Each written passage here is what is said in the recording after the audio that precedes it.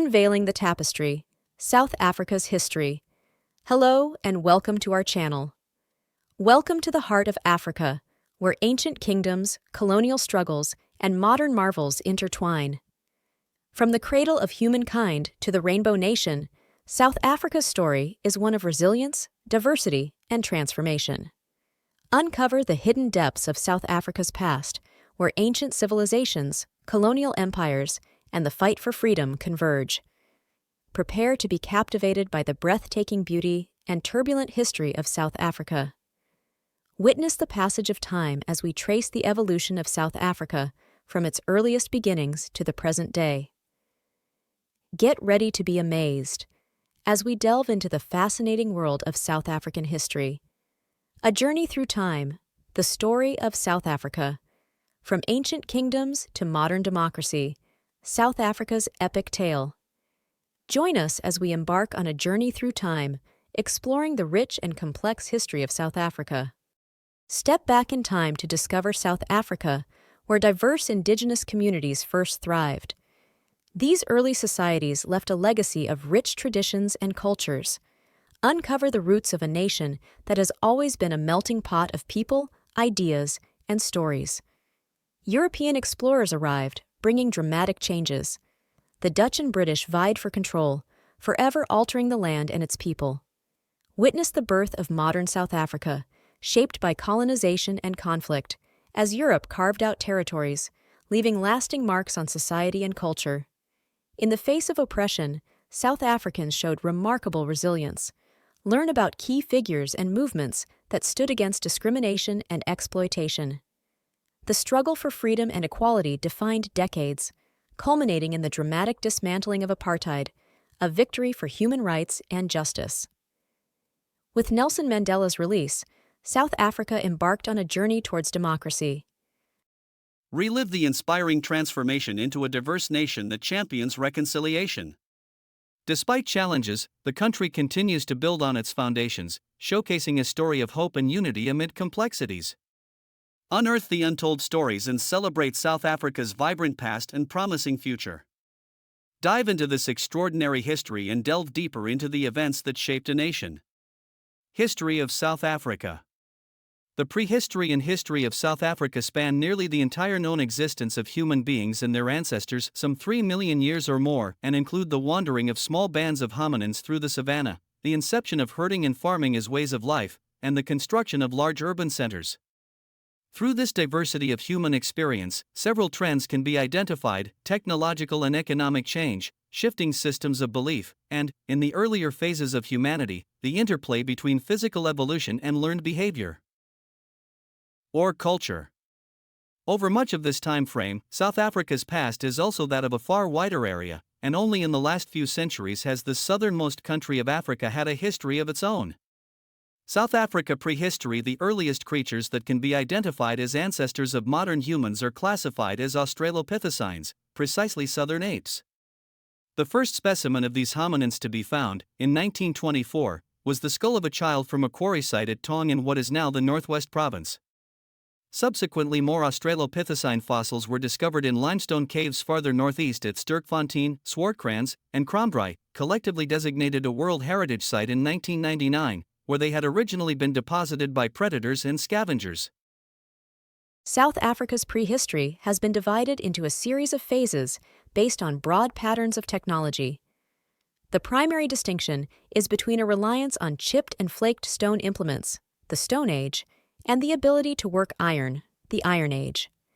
Spanning a large proportion of human history, the Stone Age in southern Africa is further divided into the Early Stone Age, or Paleolithic period, about 2,500,000 to 150,000 years ago, the Middle Stone Age, or Mesolithic period, about 150,000 to 30,000 years ago, and the Late Stone Age, or Neolithic period, about 30,000 to 2,000 years ago.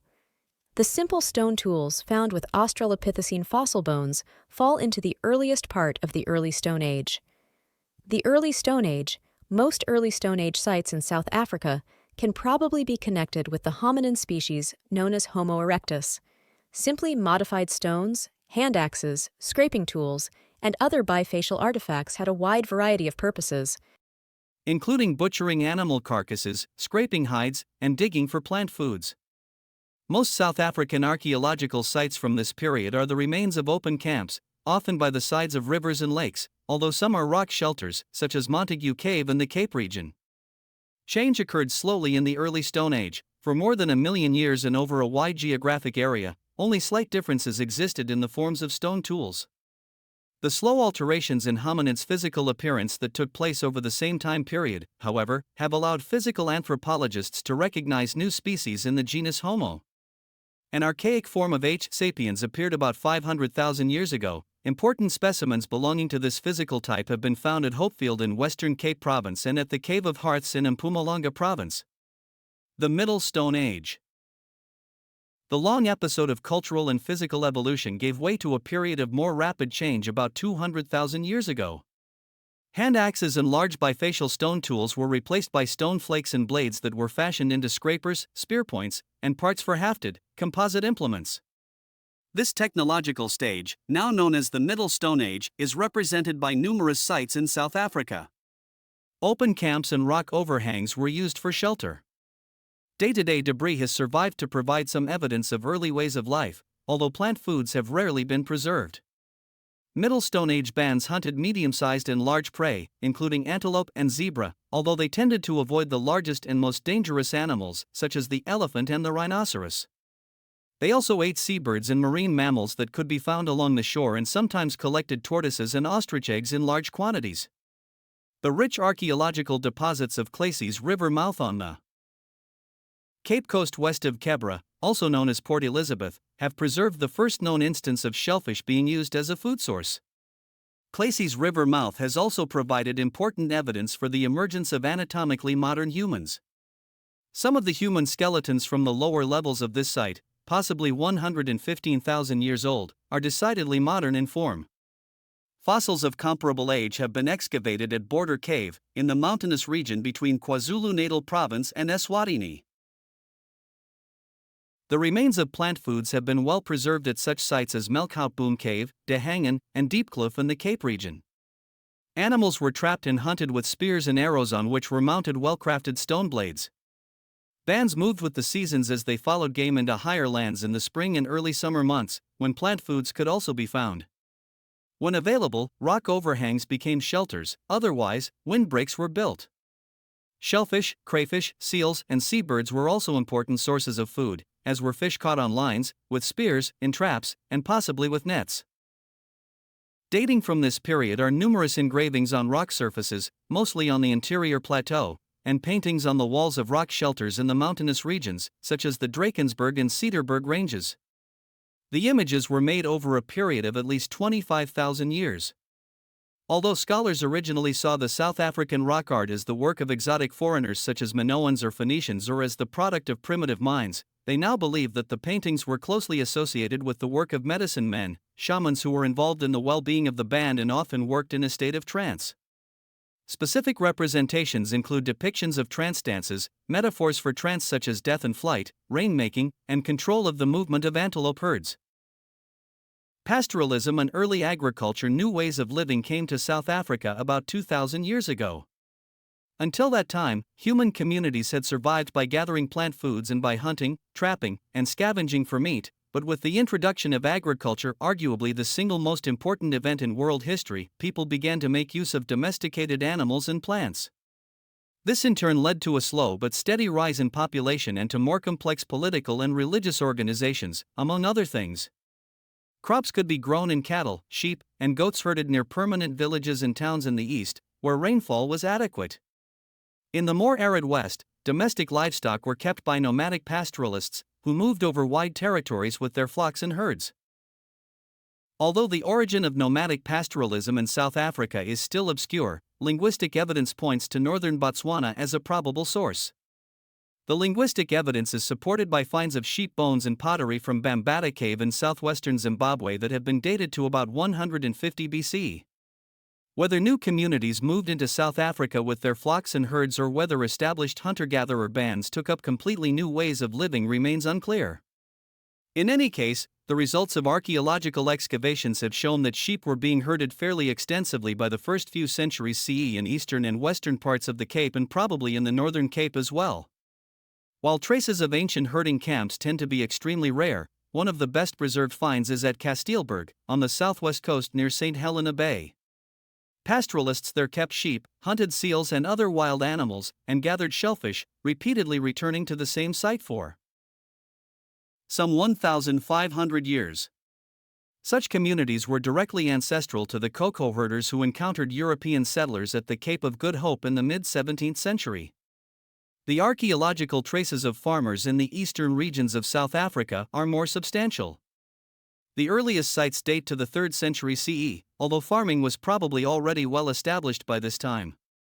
Scatters of potsherds with distinctive incised decoration mark early village locations in Mpumalanga and parts of KwaZulu-Natal. The Iron Age, because the first farmers had knowledge of ironworking, their archaeological sites are characterized as Iron Age. New groups of people arriving in South Africa at that time had strong connections to East Africa. They were directly ancestral to the Bantu-speaking people who form the majority of South Africa's population today. Iron Age sites. Early Iron Age farmers grew crops, cutting back the vegetation with iron hoes and axes, and herded cattle and sheep. They heavily supplemented farming by gathering wild plant foods, engaging in some hunting, and collecting shellfish if they lived near enough to the coast. Where conditions for agriculture were favorable, such as in the Tugela River Valley in the east, villages grew to house several hundred people.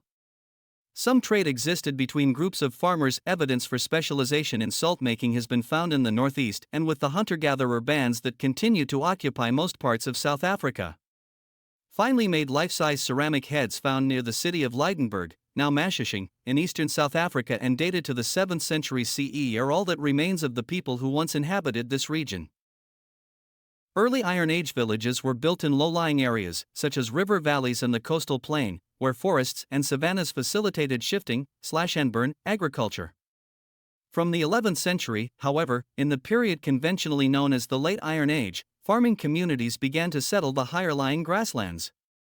It has not been established whether these new communities were inhabited by invaders or reflected the diffusion of new knowledge to existing populations.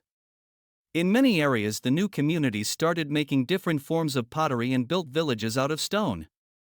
Most probably these and other changes in patterns of behavior reflect the increasing importance of cattle in economic life. First urban centers. Other changes came in the north. Arab traders established small settlements on the Tanzanian and Mozambican coasts in their search for ivory, animal skins, and other exotica. The trade beads they offered in return began to reach villages in the interior, the first indications that the more complex economic and social structures associated with long-distance trade were developing. The arid Limpopo River Valley, avoided by the earliest farmers, developed as a trade route. Sites such as Pont Drift, c. 800 to 1100, and Schroeder, dated to the 9th century, show that their occupants were wealthy in both livestock and trade beads. The Limpopo River Valley was also the setting in which Bambindi-Analo and Mapungubwe developed as South Africa's first urban centers during the 11th century. Starting as a large village like Schroeder and Pont Drift, Mapungubwe rapidly developed into a town of approximately 10,000 people. Differences in status were clearly demarcated. The elite lived and were buried at the top of the stark sandstone hill at the town center, while the rest of the population lived in the valley below. Hilltop graves contain lavish burial goods, including a carefully crafted gold rhinoceros and evidence of specialized crafts such as bone and ivory working.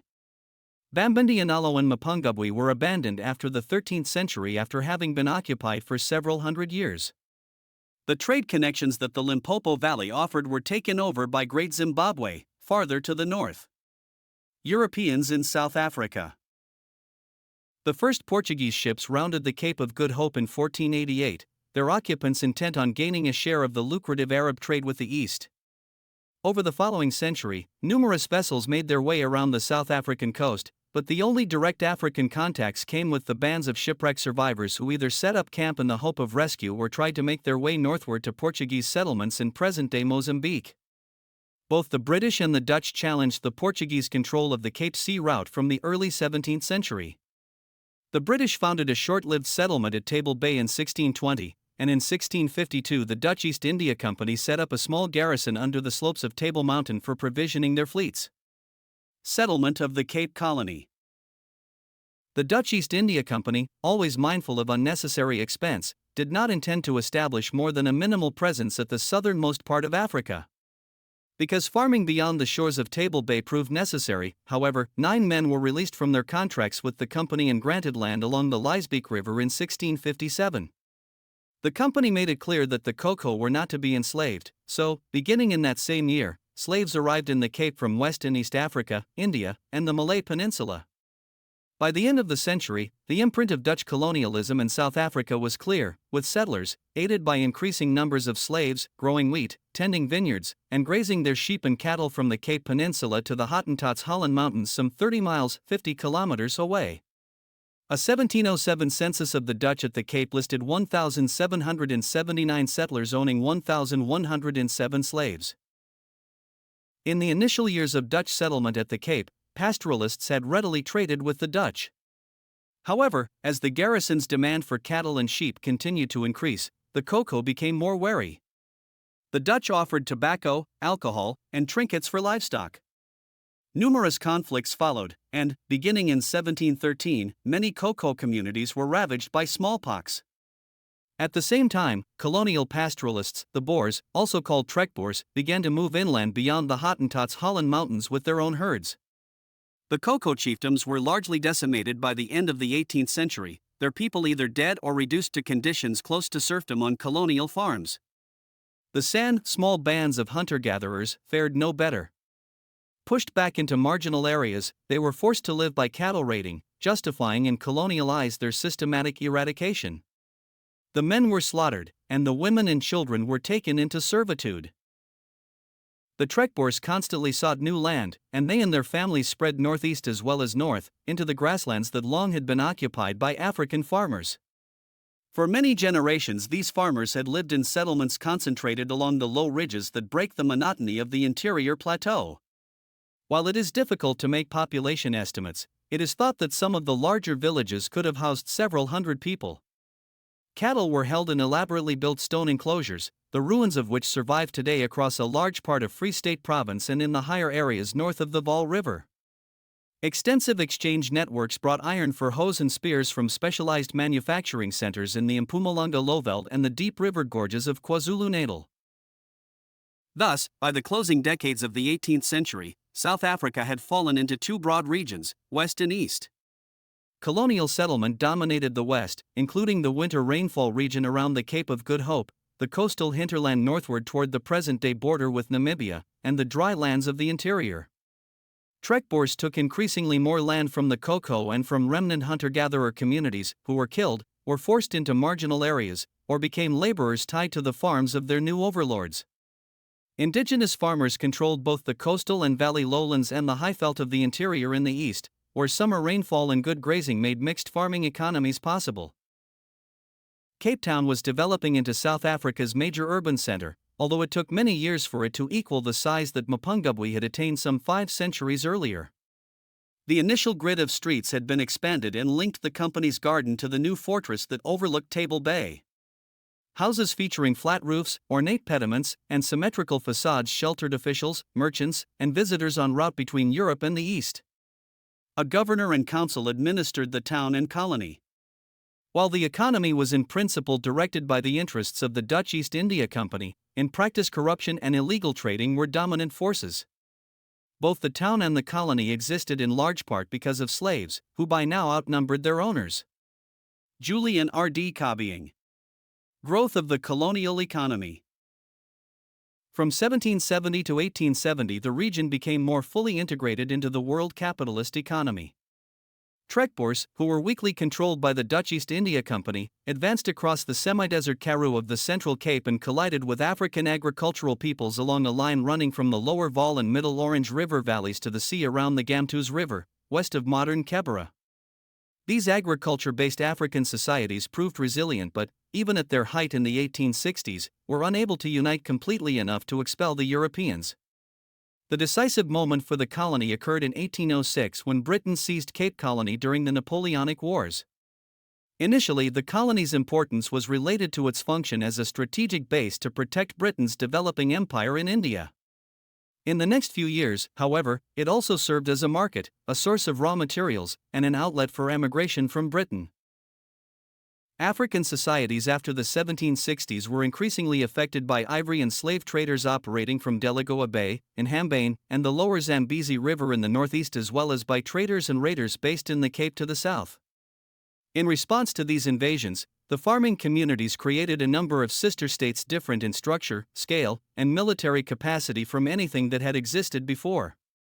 The Pedi and Swazi in the eastern Highveld, the Zulu south of the Pomola River, the Sotho to the east of the Caledon River Valley, the Gaza along the lower Limpopo, and the Ndebele in present-day southwestern Zimbabwe proved to be the most successful. The areas of the Western Cape with the longest history of settlement by Europeans had evolved an agricultural economy based on wheat farming and viticulture, worked by imported slave labor. Slaves were treated harshly, and punishments for slaves who assaulted Europeans were brutal, one of the most heinous being death by impalement. Escaped slaves formed groups called Maroons, small self-sufficient communities, or fled into the interior.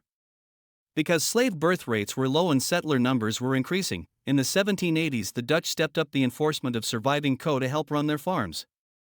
Those Khoi who could escape Dutch subjugation joined Xhosa groups in a major counteroffensive against colonialism in 1799 to 1801, and there were slave rebellions in the outskirts of Cape Town in 1808 and 1825. The Dutch refusal to grant citizenship and land rights to the colored offspring of unions between Europeans and Khoi or slaves produced an aggrieved class of people, known as Basters, who were Christian, spoke Dutch, and had an excellent knowledge of horses and firearms. Many fled north toward and over the Orange River in search of land and trading opportunities. After merging with independent Khoi groups, such as the Kora, they formed commando states under warlords, three of the more successful being the Blom, Khoi, and Barents families, who were persuaded by missionaries in the early 19th century to change their name to Khoikhoi. By the 1790s they were trading with and raiding local African communities such as the Rolong, Plaping, Huruch, and Ngwaits. For self-defense, some of these African communities formed larger groupings who competed against each other in their quest to control trade routes going south to the Cape and east to present-day Mozambique.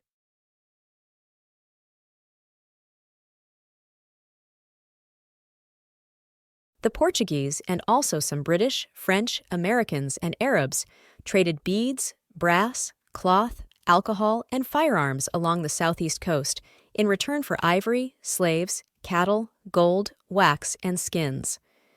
During the late 18th century, large volumes of ivory were exported annually from Delagoa Bay, and slaves were taken from the Kamadi and Usutu, a major tributary of the Maputo River regions, and sent to the Mascarene Islands in the Indian Ocean and to Brazil to work on sugarcane and coffee plantations. By 1800, trade routes linked Delagoa Bay and coastal trade routes with the central interior. European trade precipitated structural transformation within societies inland of Delagoa Bay. Warlords reorganized military institutions to hunt elephants and slaves. Profits from this trade enhanced the warlords' ability to disperse patronage, attract followers, and raise military potential, and, in turn, their capacity to dominate land, people, and cattle. Near the bay, Tembe and Maputo were already powerful states by the 1790s. To the west of the coastal lowlands emerged the Maritang of Thulari, the Dlamini of Unvangunye, and the Hlubi of Bungani. Between the Pongola and Tugela rivers evolved the Mthethwa of Dingiswayo, south of Lake St. Lucia, the Ndwandwe of Zwide, the Kwabi of Fakatwayo, the Chunu of Makingwane, and south of the Tugela, the Sele and Thuli. Several groups, for example, the Mthethwa, Ndwandwe, and Kwabe, later merged with the Zulu. These groups competed to dominate trade and became more militarized the closer they were to the Portuguese base. The Cape Colony had spawned the sub-colonies of Natal, the Orange Free State, and the Transvaal by the 1860s.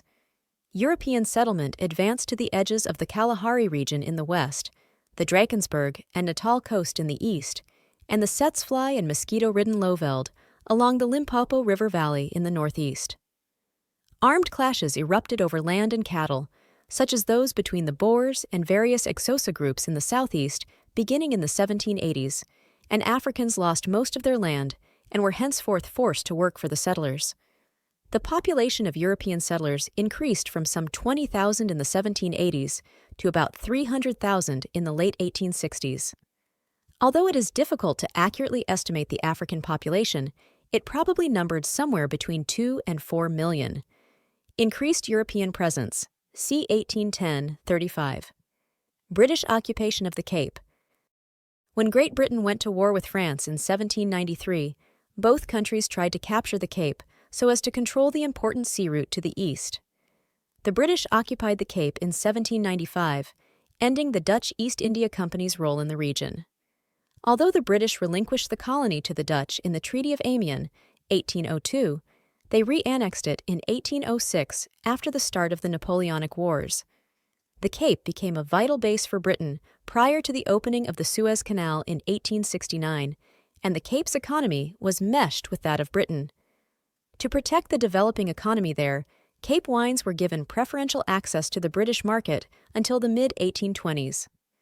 Merino sheep were introduced, and intensive sheep farming was initiated in order to supply wool to British textile mills. The infrastructure of the colony began to change.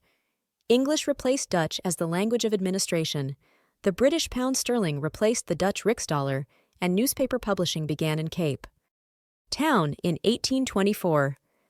After Britain began appointing colonial governors, an advisory council for the governor was established in 1825, which was upgraded to a legislative council in 1834 with a few unofficial settler representatives. A virtual freehold system of land ownership gradually replaced the existing Dutch tenant system, under which European colonists had paid a small annual fee to the government but had not acquired land ownership. A large group of British settlers arrived in 1820. This, together with a high European birth rate and wasteful land usage, produced an acute land shortage, which was alleviated only when the British acquired more land through massive military intervention against Africans on the eastern frontier. Until the 1840s, the British vision of the colony did not include African citizens, referred to pejoratively by the British as Kafirs. So, as Africans lost their land, they were expelled across the Great Fish River, the unilaterally proclaimed eastern border of the colony. The first step in this process included attacks in 1811-12 by the British Army on the Xhosa groups, the Amakunakwebe and Ndlambe. An attack by the Rarhabe Xhosa on Grahamstown, now Makanda, in 1819 provided the pretext for the annexation of more African territory to the Khoikhoi River. Various Rarhabe Xhosa groups were driven from their lands throughout the early 1830s. They counterattacked in December 1834, and Governor Benjamin Durbin ordered a major invasion the following year, during which thousands of Rarhabe Xhosa died. The British crossed the Great K River and ravaged territory of the Galeka Xhosa as well. The Galeka chief, Hinsa, invited to hold discussions with British military officials, was held hostage and died trying to escape. The British colonial secretary, Lord Glenelg, who disapproved of Durbin's policy, halted the seizure of all African land east of the Great Key.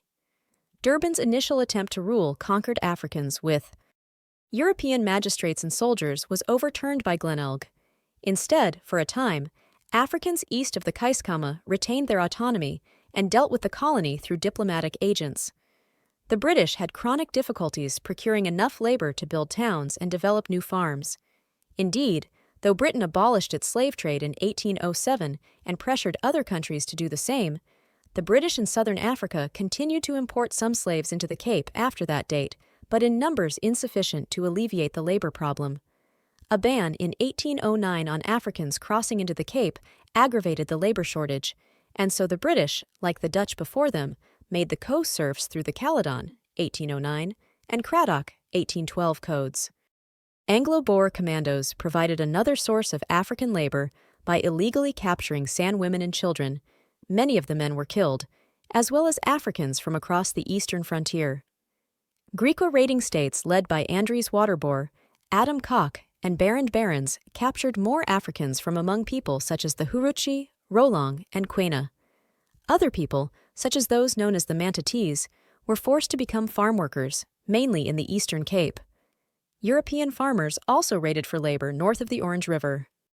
Cape authorities overhauled their policy in 1828 in order to facilitate labor distribution and to align the region with the growing imperial anti-slavery ethos. Ordinance 49 permitted black laborers from east of the Keiskamma to go into the colony for work if they possessed the proper contracts and passes, which were issued by soldiers and missionaries. This was the beginning of the pass laws that would become so notorious in the 20th century. Ordinance 50 briefly ended the restrictions placed on the Kho, including removing the requirement for passes, and allowed them to choose their employers, own land, and move more freely. Because an insufficient labor force still existed, Anglo-Boer armies, supported by Kho, Tembu, Kaleka, and Mpondo auxiliaries, acquired their own workers by attacking the Nwane east of the Great K at Mbalampo in August 1828. The formal abolition of slavery took place in 1834-38, and control of African laborers became stricter through the masters and servants. Ordinance 1841, which imposed criminal penalties for breach of contract and desertion of the workplace, and increased the legal powers of settler employers. The Delagoa Bay slave trade. While events were unfolding at the Cape, the slave trade at Delagoa Bay had been expanding since about 1810 in response to demands for labor from plantations in Brazil and on the Mascarene Islands. During the late 1820s, slave exports from the Delagoa Bay area reached several thousand a year, in advance of what proved to be an ineffective attempt to abolish the Brazilian trade in 1830. After a dip in the early 1830s, the Bay slave trade peaked in the late 1840s. The impact of the slave trade was increasing destabilization of hinterland societies as populations were forcibly removed. The Gaza, Ngoni, and other groups became surrogate slavers and joined the Portuguese soldiers in inland raiding. Along the Limpopo and Vaal River networks, Delagoa Bay slavers competed with Griqua slavers in supplying the Cape. After slavers burned crops and famines became common, many groups, including the Inwan, Indabele, and some Hlubi, fled westward into the Highveld Mountains during the 1810s and 20s. The Kololo, on the other hand, moved east out of Transaranja, where they ran into Bay slavers and migrated west into Botswana. In 1826, they were attacked by an alliance of Nwaketsi and European mercenaries and ended up in Zambia in the 1850s, exporting slaves themselves to the Arabs and Portuguese. Emergence of the eastern states. 4 main defensive African state clusters had emerged in eastern South Africa by the 1820s. The Pedi, led by Sequati, in the Steelport Valley, the Nwan, led by Sobhuza, in the eastern Transvaal, the Mokoteli, led by Moshosho, in the Caledon River region, and the Zulu, led by Shaka, south of the Swart Mfolozi River. The Pedi received refugees from the Limpopo and coastal plains, and the Mokoteli absorbed eastern Transorangian refugees, which enabled them to defeat the Griqua and Korana raiders by the mid-1830s. By 1825, Shaka had welded the Chunu, Mthethwa, Kwabe, Mkize, Sile, and other groups into a large militarized state with fortified settlements called Amakanda. Zulu Amabutho, age sets or regiments, defended against raiders, provided protection for refugees, and, apparently, began to trade in ivory and slaves themselves. From 1824, the Zulu began to clash with Cape colonists who came to Port Natal, renamed Durban in 1835, and organized mercenary armies. These groups were comparable to the Portuguese Cruzeiro armies along the Zambezi and to the warlord state set up by the Portuguese trader João Albacini in the eastern Transvaal in the 1840s, but they operated on a smaller scale. During the 1820s, European raiders joined Zulu Amabutho in attacking areas north of the Swart Mfolozi River and south of the Umzimkulu River, where in the mid-1820s, French ships exported slaves. Francis Farewell's raiders, in alliance with Zulu groups, seized women and children in the same area in 1828. Conflicts split the Zulu elite into rival factions and led to Shaka's assassination in 1828. Shaka's half-brother Dingain became the Zulu leader, but his succession was accompanied by civil wars and by increasing interference in the Delagoa Bay trading alliances. By the mid-1830s, a coalition of Cape merchants had begun planning for the formal colonization of Natal, with its superb agricultural soils and temperate climate. The British left the less desirable malaria-ridden Delagoa Bay region to the Portuguese, who traded slaves out of Lourenço Marques, now Maputo, Mozambique, for another half-century. The expansion of European colonialism, c. 1835-70, the Great Trek. A few Boer settlers had moved north of the Orange River before 1834, but after that the number increased significantly, a migration later known as the Great Trek. The common view that this was a bid to escape the policies of the British, i.e., the freeing of slaves, is difficult to sustain, as most of the former slave owners did not migrate. Most trekkers came from the poorer East Cape, and the earlier labor shortage had been alleviated by 1835. Instead, the trek was more of an explosive culmination of a long sequence of colonial labor raids, land seizures, punitive commando raids, and commercial expansions. Europeans, who possessed technologically advanced weaponry, also had instructive examples of how small groups of raiders in Natal and Transorangia could cause disruption over large areas. Thus, the trekkers should not be seen as backward feudalists escaping the modern world, as some historians have maintained, but as energized people extending their frontier. Several thousand Boers migrated with their families, livestock, retainers, wagons, and firearms into a region already destabilized and partially depopulated by Griqua and coastal raiders. They did encounter some Africans, such as the Ndebele, who in the early 1830s had moved from the southeastern to the western Transvaal. The Boers and their Rolong, Taung, and Griqua allies, however, crushed the Ndebele during 1837, taking their land and many cattle, women, and children. The remaining Ndebele fled north, where they resettled in southern Zimbabwe. The trekkers had penetrated much of the Transvaal by the early 1840s. A grouping of commando states emerged based at Potchefstroom, Pretoria, and, from 1845, Ohrigstad-Lydenburg in the eastern Transvaal. Andries Hendrik Potgieter, Andries Pretorius, Jan Mack, and others competed for followers, attacked weaker African chiefdoms, hunted elephants and slaves, and forged trading links with the Portuguese. Other Boers turned east into Natal and allied themselves with the resident British settlers. Farms developed slowly and, as had been the case in the Cape prior to the 1830s, depended on forced labor. Until the 1860s, the Pedi and Swazi in the east, and even the Quena and Huritshi in the west, were strong enough to avoid being conscripted as labor and thus limited the labor supply. The British in Natal. The appearance of thousands of British settlers in Natal in the 1840s and 50s meant that for the first time, Africans and European settlers lived together, however uneasily, on the same land. The Boers began to carve out farms in Natal, as they had done along the eastern frontier, but further slave and cattle raids on the Baka south of the Mzimkhulu provided the pretext for British annexation of Natal in 1843. Theophilus Shepstone received an appointment in 1845 as a diplomatic agent, later Secretary for Native Affairs, and his position served as a prototype for later Native commissioners. The Harding Commission, 1852, set aside reserves for Africans, and missionaries and pliant chiefs were brought in to persuade Africans to work. After 1849, Africans became subject to a hut tax intended to raise revenue and drive them into labor. Roads were built, using forced labor, and Africans were obliged to pay rent on state land and European farms. To meet these burdens, some African cultivators grew surplus crops to sell to the growing towns of Pietermaritzburg and Durban. The British were reluctant, though, to annex the Transorangian interior, where no strategic interests existed. Boer trade links with Delagoa Bay posed little threat because Portugal was virtually a client state of Britain. To the Boers fell the tasks of eroding African resistance and developing the land, although the policy never received clear enunciation or much financial backing. Britain half-heartedly attempted to protect some of its African client states, such as that of the Griqua and the Sotho state, led by Moshoeshoe.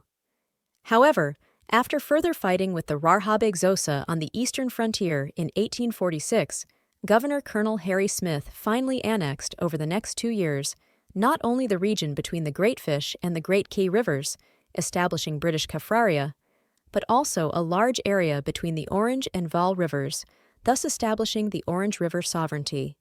These moves provoked further warfare in 1851-53 with the Xhosa, joined once more by many Khoi, with a few British politicians ineffectively trying to influence events. A striking feature of this period was the capacity of the Sotho people to fend off military conquest by the British and Boers. After defeating and absorbing the rival Tlokwa in 1853-54, Moshoshu became the most powerful African leader south of the Vaal-Pongola rivers. His soldiers utilized firearms and, in the Cold Highveld, horses, which proved to be the keys to political and military survival there. Attempts at Boer consolidation. Faced with these unprofitable conflicts, the British temporarily withdrew from the southern African interior, and the Transvaal and Orange Free State Boers gained independence through the Sand River and Bloemfontein Conventions. 1852 and 1854, respectively. Both Boer groups wrote constitutions and established Volksraad, parliaments, although their attempts at unification failed. For more than a decade, civil wars and the struggle with the environment hampered consolidation among the Boers. Nevertheless, the Orange Free State's economy grew rapidly, and by the 1860s, the Boers were exporting significant amounts of wool via Cape ports. The Cape economy capitalist infrastructure came earlier to the Cape than to the Boer regions because of its older colonial history and its seacoast links to the British Empire. Banks, insurance companies, and limited liability companies arose in the 1840s and 50s, and a class of prosperous colonial shopkeepers, financiers, traders, and farmers emerged as Cape Town grew to more than 30,000 people in the 1850s. Port Elizabeth, now Gqeberha, established in 1820, also became an important trading center and harbor. The British government granted the Cape settlers what was termed representative government in March 1853. The Legislative Assembly had elected members with an executive appointed from London, and responsible government in 1872, the Assembly appointed the executive. Franchise qualifications were relatively low, and even some Africans could vote, although their small number had no political impact. These nominal rights were reduced later in the century and abolished outright in 1936. Between 1811 and 1858, colonial aggression deprived Africans of most of their land between the Sundays and Great Key rivers and produced poverty and despair. From the mid-1850s, British magistrates held political power in British Kaffraria, destroying the power of the Xhosa chiefs. Following a severe lung sickness epidemic among their cattle in 1854-56, the Xhosa killed many of their remaining cattle, and in 1857, 58 grew few crops in response to a millenarian prophecy that this would cause their ancestors to rise from the dead and destroy the whites. Many thousands of Xhosa starved to death, and large numbers of survivors were driven into the Cape Colony to work. British Kaffraria fused with the Cape Colony in 1865, and thousands of Africans newly defined as Fingo resettled east of the Great K, thereby creating Fingoland. The Transkei, as this region came to be known, consisted of the hilly country between the Cape and Natal. It became a large African reserve and grew in size when those parts that were still independent were annexed in the 1880s and 90s. Pondoland lost its independence in 1894. European missionaries and their African catechists worked unremittingly from the 1820s to Christianize indigenous communities and to introduce them to European manufactured goods they had previously done well without. Whatever intentions the missionaries may have had, their efforts undermined African worldviews and contributed to the destruction of traditional African communities throughout South Africa. For a time, nevertheless, a small number of African peasant farmers used plows, paid rents and taxes, produced for the market, and sold surplus grain to the towns in competition with colonial farmers. The difficulty they encountered obtaining capital, however, as well as the legal and political discrimination they faced, drove most of them out of business in the decades following the South African War of 1899-1902. The Cape economy, narrowly based on wine and wool, was not particularly prosperous. Wool exports, though soaring to some 6,000 tons in 1855, lagged far behind those of Australia and remained susceptible to drought and market slumps. African labor built roads, but only a few miles of railway were constructed before 1870. Various alternatives that would broaden the economic base were explored. Accumulations of guano, droppings of gannets and cormorants used as fertilizer, were exploited on off-coast islands. Copper mining began in the southwestern part of the country. Hunters, operating as far north as the Zambezi, sent back large quantities of ivory, and traders, hunters, missionaries, and full-time prospectors surveyed and sampled the rocks. The most potentially rewarding commodities were diamonds discovered in the Vaal Valley, and gold found in the Tati Valley and in the northern and eastern Transvaal between 1866 and 1871. Disputes in the north and east. To the north, colonial communities and African states alternately cooperated and competed with each other, with the advantage slowly moving to the colonists.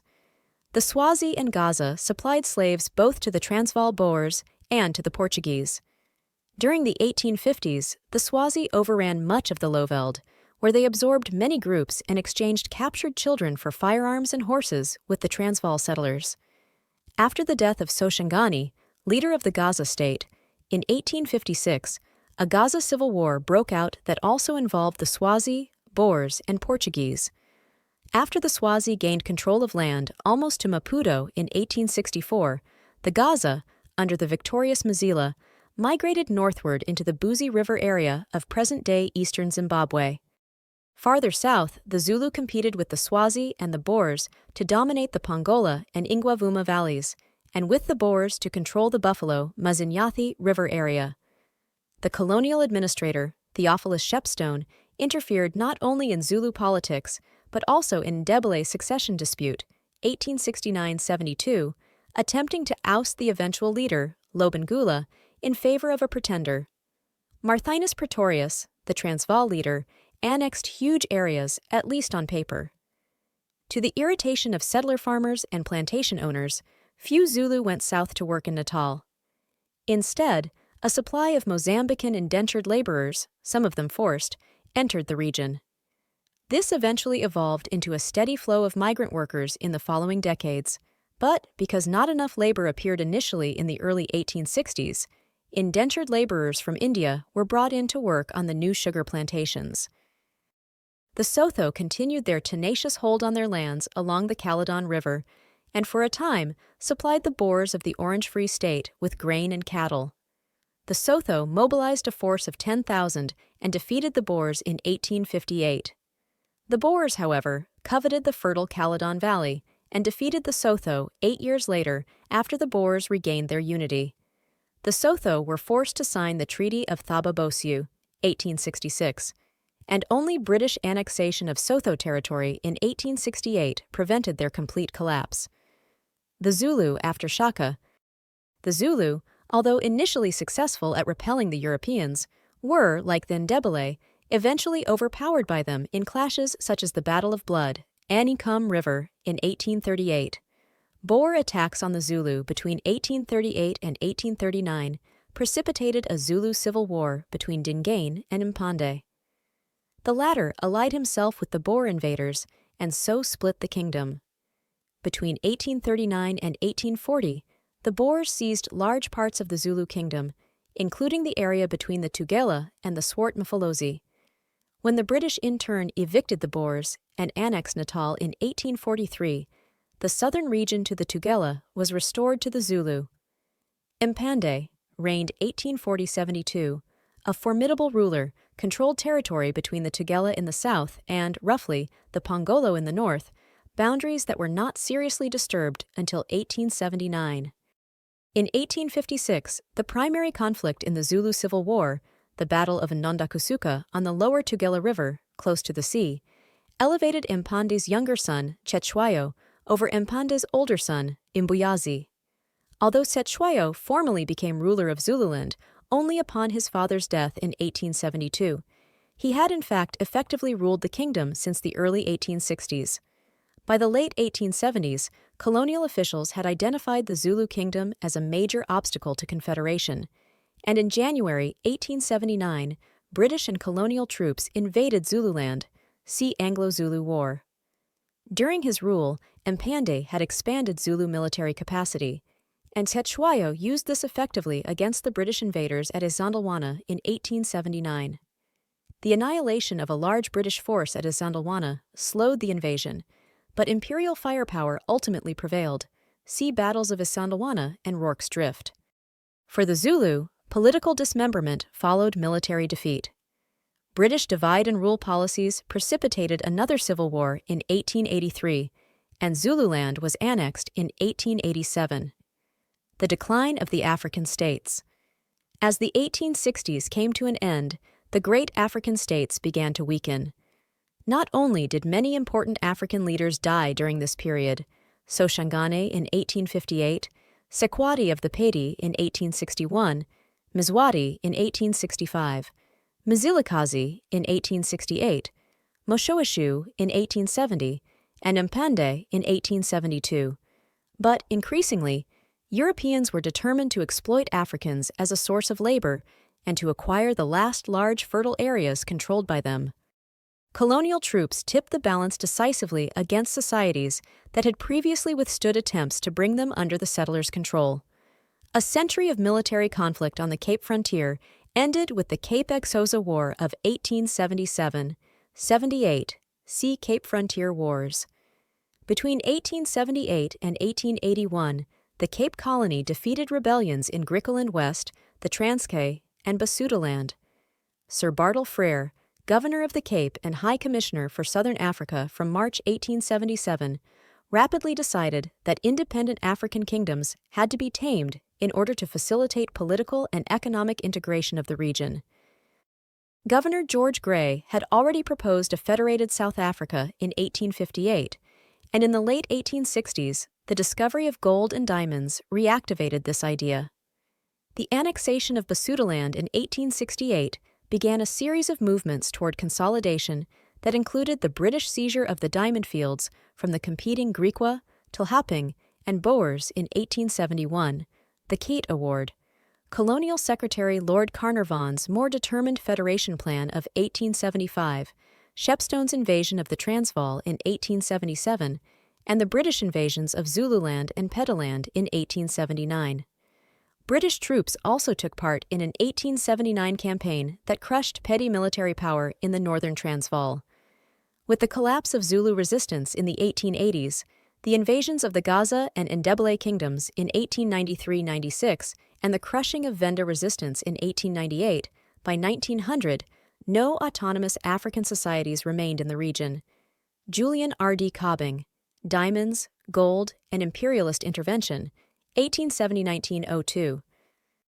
South Africa experienced a transformation between 1870, when the diamond rush to Kimberley began, and 1902, when the South African War ended. Midway between these dates, in 1886, the world's largest goldfields were discovered on the Witwatersrand. As the predominantly agrarian societies of European South Africa began to urbanize and industrialize, the region evolved into a major supplier of precious minerals to the world economy. Gold especially was urgently needed to back national currencies and ensure the continued flow of expanding international trade. British colonies, Boer republics, and African kingdoms all came under British control. These dramatic changes were propelled by two linked forces: the development of a capitalist mining industry and a sequence of imperialist interventions by Britain. Diamonds and Confederation. A chance find in 1867 had drawn several thousand fortune seekers to alluvial diamond diggings along the Orange, Vaal, and Harts rivers. Richer finds in dry. Diggings in 1870 led to a large-scale rush. By the end of 1871, nearly 50,000 people lived in a sprawling polyglot mining camp that was later named Kimberley. Initially, individual diggers, black and white, worked small claims by hand. As production rapidly centralized and mechanized, however, ownership and labor patterns were divided more starkly along racial lines. A new class of mining capitalists oversaw the transition from diamond digging to mining industry as joint stock companies bought out diggers. The industry became a monopoly by 1889 when De Beers Consolidated Mines, controlled by Cecil Rhodes, became the sole producer. Although some white diggers continued to work as overseers or skilled laborers, from the mid-1880s, The workforce consisted mainly of black migrant workers housed in closed compounds by the companies, a method that had previously been used in Brazil. The Diamond Zone was simultaneously claimed by the Orange Free State, the South African Republic, the Western Griqua under Nicolaus Waterboer, and Southern Swana chiefs.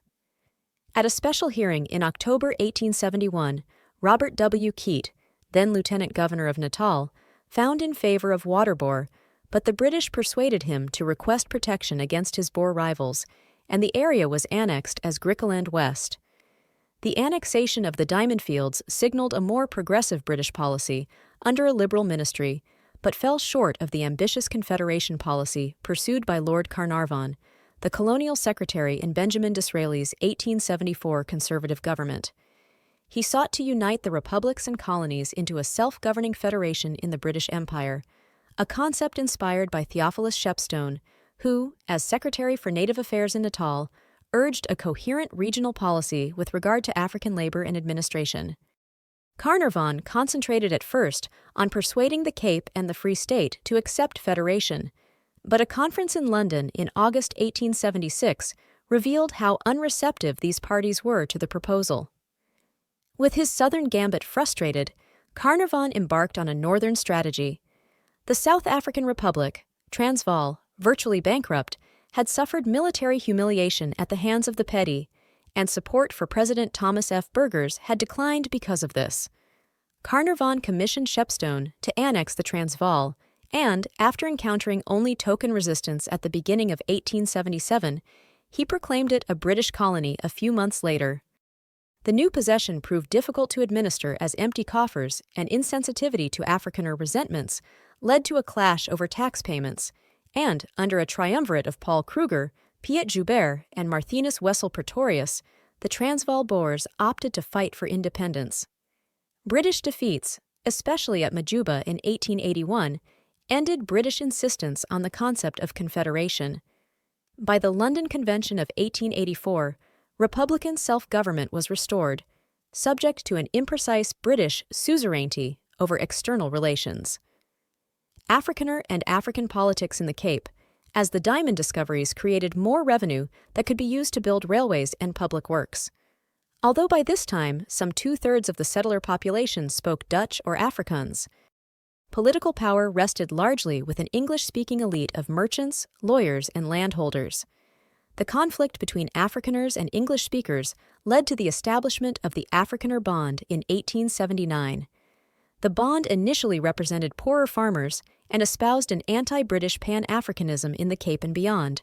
But after its reorganization a few years later under John Hendrik Hofmeyr, the group began to champion the Cape's commercial interests and acquired a new base of support, mainly wealthier farmers and urban professionals. When Hofmeyr threw his support behind Cecil Rhodes in 1890, he enabled Rhodes to become Prime Minister of the Cape. Their alliance stemmed from a mutual desire for northward economic expansion. A major cleavage, however, opened up between Bond politicians and the English-speaking voters, loosely defined as Cape Liberals.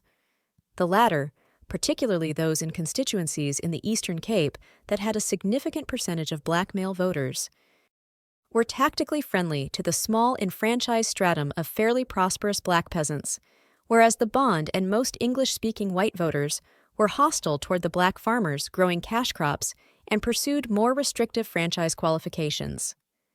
The number of blacks in the colony greatly increased between 1872 and 1894, as heretofore independent territories were annexed to the Cape. As black farmers became more prosperous, and as more blacks became literate clerks and teachers, many individuals qualified to vote. The rise of the Afrikaner Bond and new laws, affecting franchise qualifications and taxes, also stimulated more vigorous black participation in electoral politics after 1884. New political and educational bodies came into existence in the Eastern Cape, as did the first black newspapers and black-controlled churches. The period also witnessed the first political organizations among coloreds in the Cape and Indians in Natal and the Transvaal. Gold mining. Prospectors established in 1886 the existence of a belt of gold-bearing reefs 40 miles, 60 kilometers, wide centered on present-day Johannesburg. The rapid growth of the gold mining industry intensified processes started by the diamond boom: immigration, urbanization, capital investment, and labor migrancy. By 1899, the gold industry attracted investment worth £75 million, produced almost 3/10 of the world's gold, and employed more than 100,000 people, the overwhelming majority of them black migrant workers. The world's richest goldfield was also the most difficult to work. Although the gold ore was abundant, the layers of it ran extremely deep, and the ore contained little gold. To be profitable, gold mining had to be intensive and deep level, requiring large inputs of capital and technology. A group system, whereby more than 100 companies had been arranged into 9 holding companies, or groups, facilitated collusion between companies to reduce competition over labor and keep costs down. The gold mines rapidly established a pattern of labor recruitment, remuneration, and accommodation that left its stamp on subsequent social and economic relations in the country. White immigrant miners, because of their skills, scarcity, and political power, won relatively high wages. In contrast, the more numerous unskilled black migrants from throughout southern Africa, especially from present-day Mozambique, earned low pay, at century's end about 1/9 the wage of white miners. Migrant miners were housed in compounds, which facilitated their control and reduced overhead costs.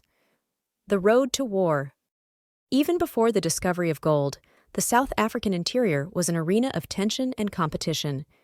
Germany annexed Southwest Africa in 1884. The Transvaal claimed territory to its west. Britain countered by designating the territory the Bechuanaland Protectorate and then annexed it as the Crown Colony of British Bechuanaland. Rhodes secured concessionary rights to land north of the Limpopo River, founded the British South Africa Company, and in 1890 dispatched a pioneer column to occupy what became known as Rhodesia. While these forces jostled for position in the region at large, the domestic politics of the Transvaal became unsettled. Paul Kruger's government made strenuous efforts to accommodate the mining industry, but it was soon at loggerheads with Britain, the mine magnates, and the British and other non-Afrikaner outlander immigrants. British policymakers expressed concern about the Transvaal's potential as an independent actor, and deep-level mine owners chafed at mine bosses' corruption and inefficiency. The grievances of the Uitlanders, largely excluded from the vote, provided both cause and cover for a conspiracy between British officials and mining capitalists. An Uitlander uprising in Johannesburg was to be supported by an armed invasion from Bechuanaland, headed by Leander Starr Jameson, Rhodes's lieutenant, who would intervene to restore order. The plot was botched. The Uitlander Rising did not take place, but Jameson went ahead with his incursion in December 1895, and within days, he and his force had been rounded up. While Rhodes had to resign as Prime Minister of the Cape, British Colonial Secretary Joseph Chamberlain managed to conceal his complicity. The Jameson raid polarized Anglo-Boer sentiment in South Africa, simultaneously exacerbating Republican suspicions, Uitlander agitation, and imperial anxieties. In February 1898, Kruger was elected to a 4th term as president of the Transvaal. He entered a series of negotiations with Sir Alfred Milner, who became High Commissioner and Governor of the Cape in 1897, over the issue of the Uitlander franchise. Milner declared in private early in 1898 that war has got to come and adopted intransigent positions. The Cape government, headed by William P. Schreiner, attempted to mediate, as did Marthinus Stein, the president of Free State, even while he attached his cause to Kruger's. In September 1899, the two Boer republics gave an ultimatum to Britain, and, when it expired on October 11th, Boer forces invaded Natal. The South African War, 1899–1902. South African War, Boer troops lining up in battle against the British during the South African War, 1899–1902.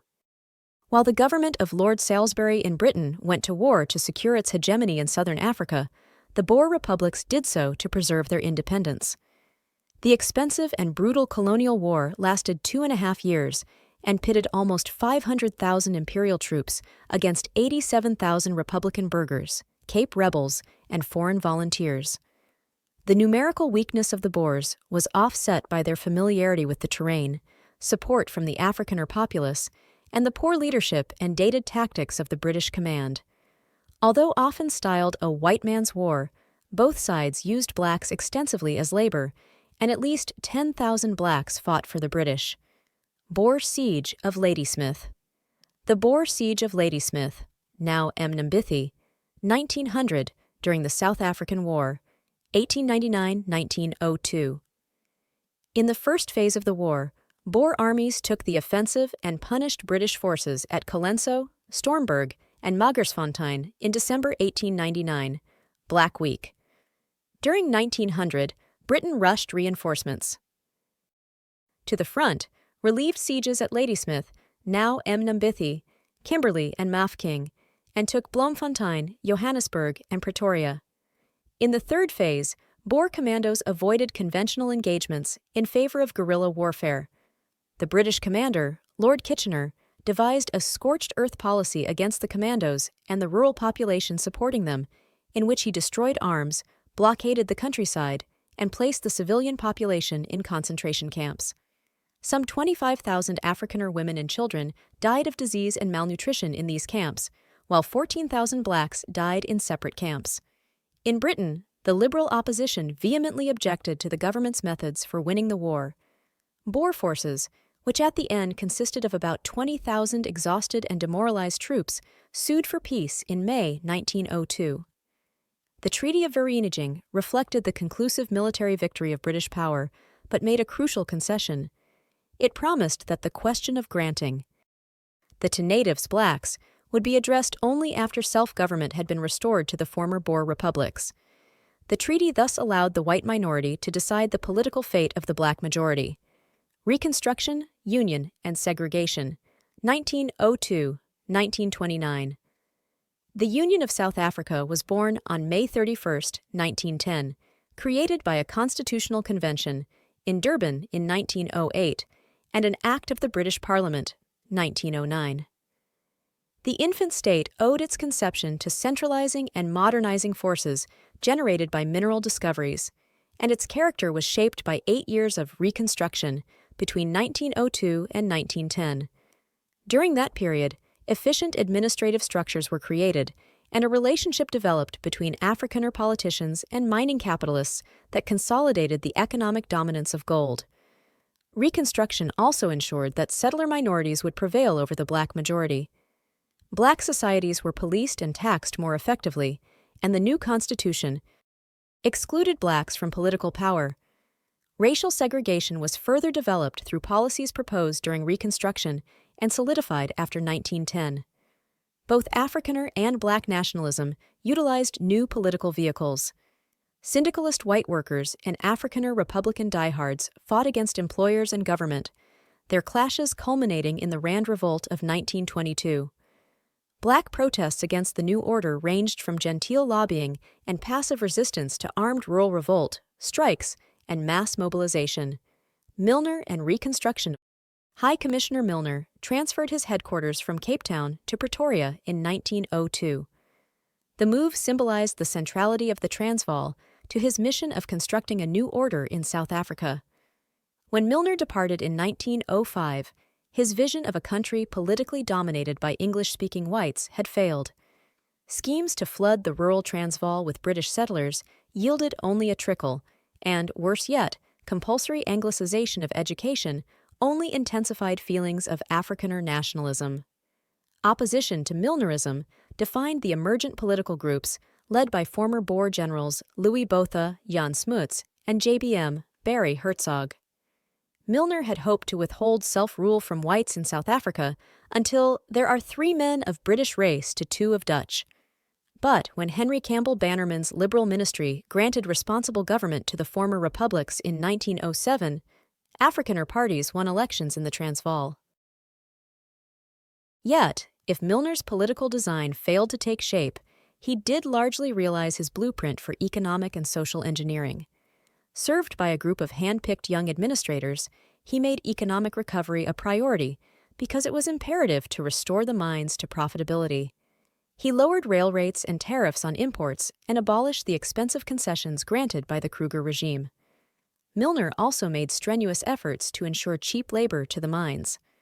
To achieve this goal, he authorized the importation of some 60,000 Chinese indentured laborers when black migrants resisted wage cuts. Chinese miners, who would mostly return home by 1910, performed only certain tasks, but their employment set a precedent for a statutory color bar in the gold mines. Although this experiment provoked political outcries in the Transvaal and in Britain, it succeeded in undercutting the bargaining. Power of black workers. The value of gold production swelled from £16 million in 1904 to £27 million by 1907. The administration worked to remodel the Transvaal as a stable base for agricultural, industrial, and finance capital, spending some £16 million to return Afrikaners to their farms and equip them. It established a land bank, promoted scientific farming methods, and developed more efficient tax collection methods, which increased pressures on black peasants to work for white farmers. Especially on the Witwatersrand, the young administrators tackled town planning, public transport, housing, and sanitation, and in each of these spheres, a new urban geography proceeded from the principle of separating white and black workers. The South African Native Affairs Commission, SANAC, was appointed to provide comprehensive answers to the native question. Its report, 1905, proposed territorial separation of black and white land ownership, systematic urban segregation by the creation of black locations, the removal of black squatters from white farms and their replacement by wage laborers, and the segregation of blacks from whites in the political sphere. These, and other SANAC recommendations, provided the basis for laws passed between 1910 and 1936, Convention and Union. Concern in London over the electoral victory by the Afrikaner party, Het Volk, evaporated as soon as it became clear that both Botha and Smuts understood the economic preeminence of mining capital. A policy of reconciliation between Africans and English-speaking whites was also promoted. A national convention, which met in Durban in 1908-09, drafted a constitution. Afrikaner leaders and Cape Premier John X. Merriman opted for a unitary state with Dutch and English as official languages and with parliamentary sovereignty. Executive authority was vested in a governor-general who would be advised by a cabinet from the governing party. 2 entrenched clauses on language and franchise could be amended only by a 2/3 majority vote in Parliament. While Cape delegates favored a color-blind franchise, those from the Transvaal and Orange Free State demanded an exclusively white electorate. A compromise simply confirmed existing electoral arrangements. The former republics retained white male adult suffrage and did not consider female suffrage. White women finally won the right to vote in 1930. In 1910, 85% of Cape voters were white, 10% colored, and 5% black. Representation was further limited on racial lines. Even in the Cape, only whites could stand for Parliament. Black, colored, and Indian political responses. The South African War occurred at a time when many black communities suffered under great hardship. During the 1890s, drought and cattle disease, particularly rinderpest, impoverished pastoralists, while competition increased for black land and labor. During the war, most black South Africans identified with the British cause because imperial politicians assured them that equal laws, equal liberty for all races would prevail after a Boer defeat. However, the Treaty of Vereeniging, peace of, withdrew such promises, and a sense of betrayal stimulated political protest, especially among mission-educated blacks. Various organizations arose to counter the impending union of white-ruled provinces by ethnically and regionally uniting blacks. In response to the Constitutional Convention, blacks held their own, the South African Native Convention, in Bloemfontein. This provided an important step toward the formation of a permanent national black political organization. Such an organization was finally founded on January 8, 1912, when the South African Native National Congress, from 1923, the African National Congress, ANC, came into existence. Not all black protests occurred through the new middle-class organizations, however. Some black farmers from Natal refused to pay a poll tax in 1906, and their resistance developed into an armed uprising led by Bambatha, a Zulu chief. At the end of this reluctant rebellion, between 3,000 and 4,000 blacks had been killed and many thousands imprisoned. Parallel developments took place among politically conscious coloreds and Indians. Their first nationally based organization was the African Political, later People's Organization, founded in Cape Town in 1902. Under the presidency of Abdullah Abdurrahman, this body lobbied for colored rights and had links at times with other black political groups. Indians in the Transvaal, led by Mohandas K. Gandhi, also resisted discriminatory legislation. Gandhi spent the years 1893 to 1914 in South Africa as a legal agent for Indian merchants in Natal and the Transvaal. Between 1906 and 1909, in protest against a Transvaal registration law requiring Indians to carry passes, Gandhi first implemented the methods of satyagraha, nonviolent noncompliance, which he later used with great effect in India.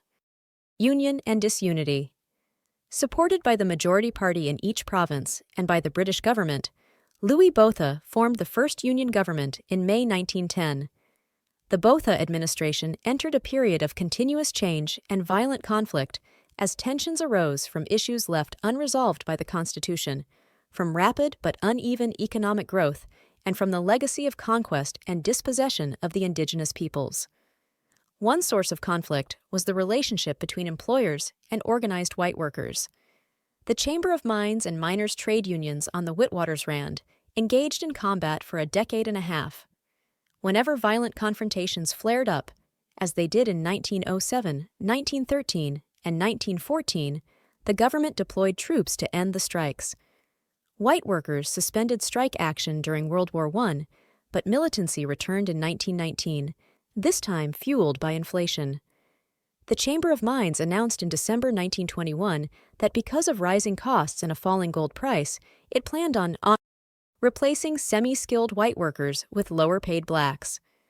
A miners' protest stoppage in January 1922 became a general strike, and in March it developed into an armed rising, with strikers organized as commandos. John Smuts, Prime Minister since Botha's death in 1919, used artillery and aircraft to crush what became known as the Rand Revolt at a cost of some 200 lives. This intense conflict between white unions and employers ended with the passage of the Industrial Conciliation Act in 1924, which set up new state structures for regulating industrial conflicts. Black workers also engaged in sporadic strikes before, during, and after World War I, giving rise to the first black trade unions. More than 70,000 African gold miners halted production for a week when they struck for higher wages in February 1920. Soldiers and police broke the strike, but not before 11 miners died and more than 100 were injured. This strike was part of a wave of protest in several cities as inflation eroded. The real wages of black workers. Afrikaner rebellion and nationalism. When Britain declared war on Germany in 1914, South Africa's Dominion status meant that it was automatically at war and its troops mobilized to invade German Southwest Africa. This sparked a rebellion led by former Boer generals who held high-ranking positions as officers in the Union Defense Force. Some 10,000 soldiers, mainly poverty-stricken rural Afrikaners, joined the rising.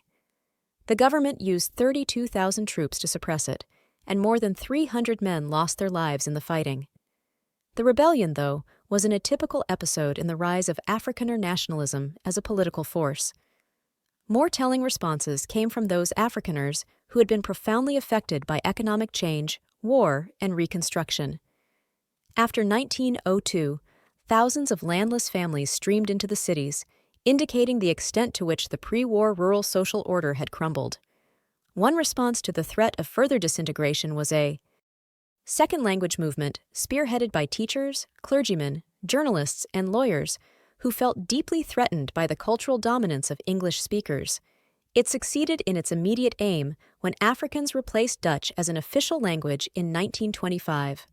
J.B.M. Hertzog founded the National Party in 1914, with support mainly from poor whites and militant intellectuals. The general election of 1915 gave the National Party 30% of the vote, with Afrikaners deserting the South African Party, led by Botha and Smuts. Herzog's party won a majority of both seats and votes in 1920 on a platform of republicanism and separate school systems for Africans and English-speaking whites. The June 1924 election propelled Herzog to the position of prime minister through a coalition between the National and Labour parties known as the Pact Government. Segregation of South Africa. In the first 2 decades of the Union, segregation became a distinctive feature of South African political, social, and economic life, as whites addressed the native question. Blacks were retribalized, and their ethnic differences highlighted. New statutes provided for racial separation in industrial, territorial, administrative, and residential spheres. This barrage of legislation was partly the product of reactionary attitudes inherited from the past, and partly an effort to regulate class and race relations during a period of rapid industrialization when the black population was growing steadily. The 1911 Mines and Works Act and its 1926 successor reserved certain jobs in mining and the railways for white workers. The Natives' Land Act of 1913 defined less than 1/10 of South Africa as black reserves and prohibited any purchase or lease of land by blacks outside the reserves. The law also restricted the terms of tenure under which blacks could live on white-owned farms. The Native Urban Areas Act of 1923 segregated urban residential space and created influx controls to reduce access to cities by blacks. Herzog proposed increasing the reserve areas and removing black voters in the Cape from the common roll in 1926, aims that were finally realized through the Representation of Natives Act, 1936. Blacks now voted on a separate roll to elect 3 white representatives to the House of Assembly. The Pact years, 1924-33. Herzog's Pact government strengthened South Africa's autonomy, aided local capital, and protected white workers against black competition. Herzog also played a leading role at the Imperial Conference in London that issued the Balfour Report, 1926, establishing autonomy in foreign affairs for the Dominions. When he returned from Britain, Herzog turned his attention to creating the symbols of nationalism, flag and anthem. Economic nationalism included protective tariffs for local industry, subsidies to facilitate agricultural exports, and a state-run iron and steel industry. White trade unions grew more bureaucratic and less militant, although their members enjoyed at best modest material gains. Unskilled and non-unionized whites, who received support through sheltered employment in the public sector and through prescribed minimum wages in the private sector, gained more directly. Although the overall level of white poverty remained high, through these policies, the manufacturing sector absorbed white labor nearly twice as fast as black. Blacks gained little during this period and continued to lose earlier benefits. For them, segregation meant restricted mobility, diminished opportunities, more stringent controls, and a general sense of exclusion. Economic conditions in the reserves continued to deteriorate. The terms of tenancy became more onerous on white-owned farms, and the urban slums provided a harsh alternative for those who left the land. The first mass-based black political organization, the Industrial and Commercial Workers Union, ICU, flourished in response to deteriorating conditions. Until 1926, the ICU was a Cape-based organization with black and some colored members drawn mainly from urban areas. As a broadly based vehicle of rural protest, it had many thousands of supporters among black tenants on white farms. The ICU linked innumerable local rural grievances with a generalized call for land and liberation, but by 1929 its influence had declined. However, other organizations built on its base. The Communist Party of South Africa, CPSA, founded in 1921, was at first active almost solely within white trade unions, but from 1925 it recruited black members more energetically, and in 1928-29 it called for black majority rule and closer cooperation with the ANC. Its connection to the ANC occurred most prominently with Josiah Gumede, President 1927-30, whose political views moved leftward in the late 1920s. This led to a split in the ANC in 1930, as the more moderate members expelled the more radical ones. The 1929 general election reflected the political challenges to white supremacy. For the first time since Union, questions of native policy dominated white electoral politics. Afrikaner nationalists made black peril and communist menace their rallying cries. It was not to be the last such occasion. Colin J. Bundy, Julian R.D. Cobbing, the apartheid years, the intensification of apartheid in the 1930s. Although Herzog's National Party held a majority of the seats in the House of Assembly and dominated the South African cabinet in the early 1930s, its mismanagement of problems created by the Great Depression led him to form a coalition with his rival Smuts in 1933.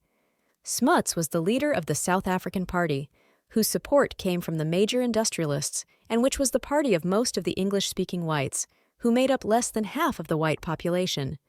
In contrast, the National Party derived its main support from Afrikaner farmers and intellectuals. By 1934, the two organizations had merged to form the United Party, with Herzog as prime minister and Smuts his deputy. The two parties and the two leaders had a common interest in favoring the enfranchised population, nearly all of whom were white, over the unenfranchised, all of whom were black. They agreed to provide massive support for white farmers, to assist poor whites by providing them with jobs protected from black competition, and to curb the movement of blacks from the reserves into the towns. Meanwhile, National Party member Daniel F. Malan disagreed with the merger of the parties and chose to keep the National Party functioning. The earnings from South Africa's gold exports increased sharply after Britain and the United States abandoned the gold standard in the early 1930s.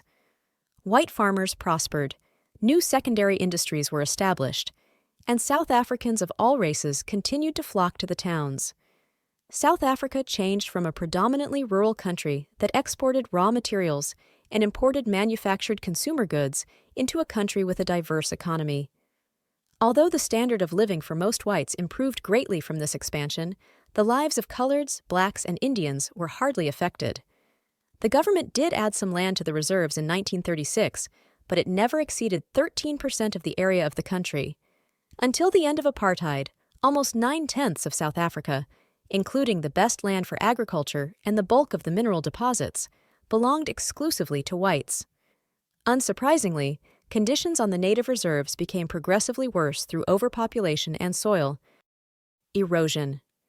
The government attempted to resolve these problems through a series of programs called betterment schemes, which involved keeping tight control over land use in the reserves, often drastically culling cattle, and enforcing the building of contour ridges to reduce soil erosion. Overcrowding in the reserves made it necessary for a high proportion of the men to work for wages elsewhere, on white farms or in the towns, where they lived in a hostile world. Black and colored farm laborers, scattered in small groups throughout the agricultural areas, were isolated, and in the towns life was insecure and wages low. In the gold mining industry, the real wages of blacks declined by about 1/7 between 1911 and 1941. White miners received 12 times the salary of blacks. Education for blacks was left largely to Christian missions, whose resources, even when augmented by small government grants, enabled them to enroll only a small proportion of the black population. Missionaries did, however, run numerous schools, including some excellent high schools that took a few pupils through to the university level.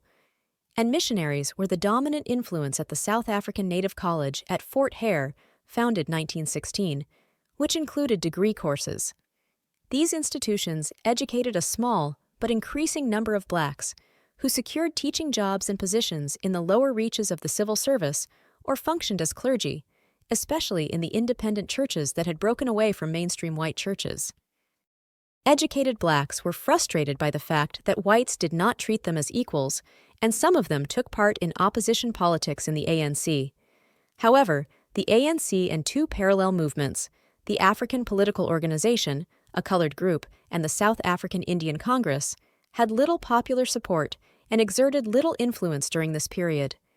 Their leaders were mission-educated men who had liberal goals and used strictly constitutional methods, such as petitions to the authorities.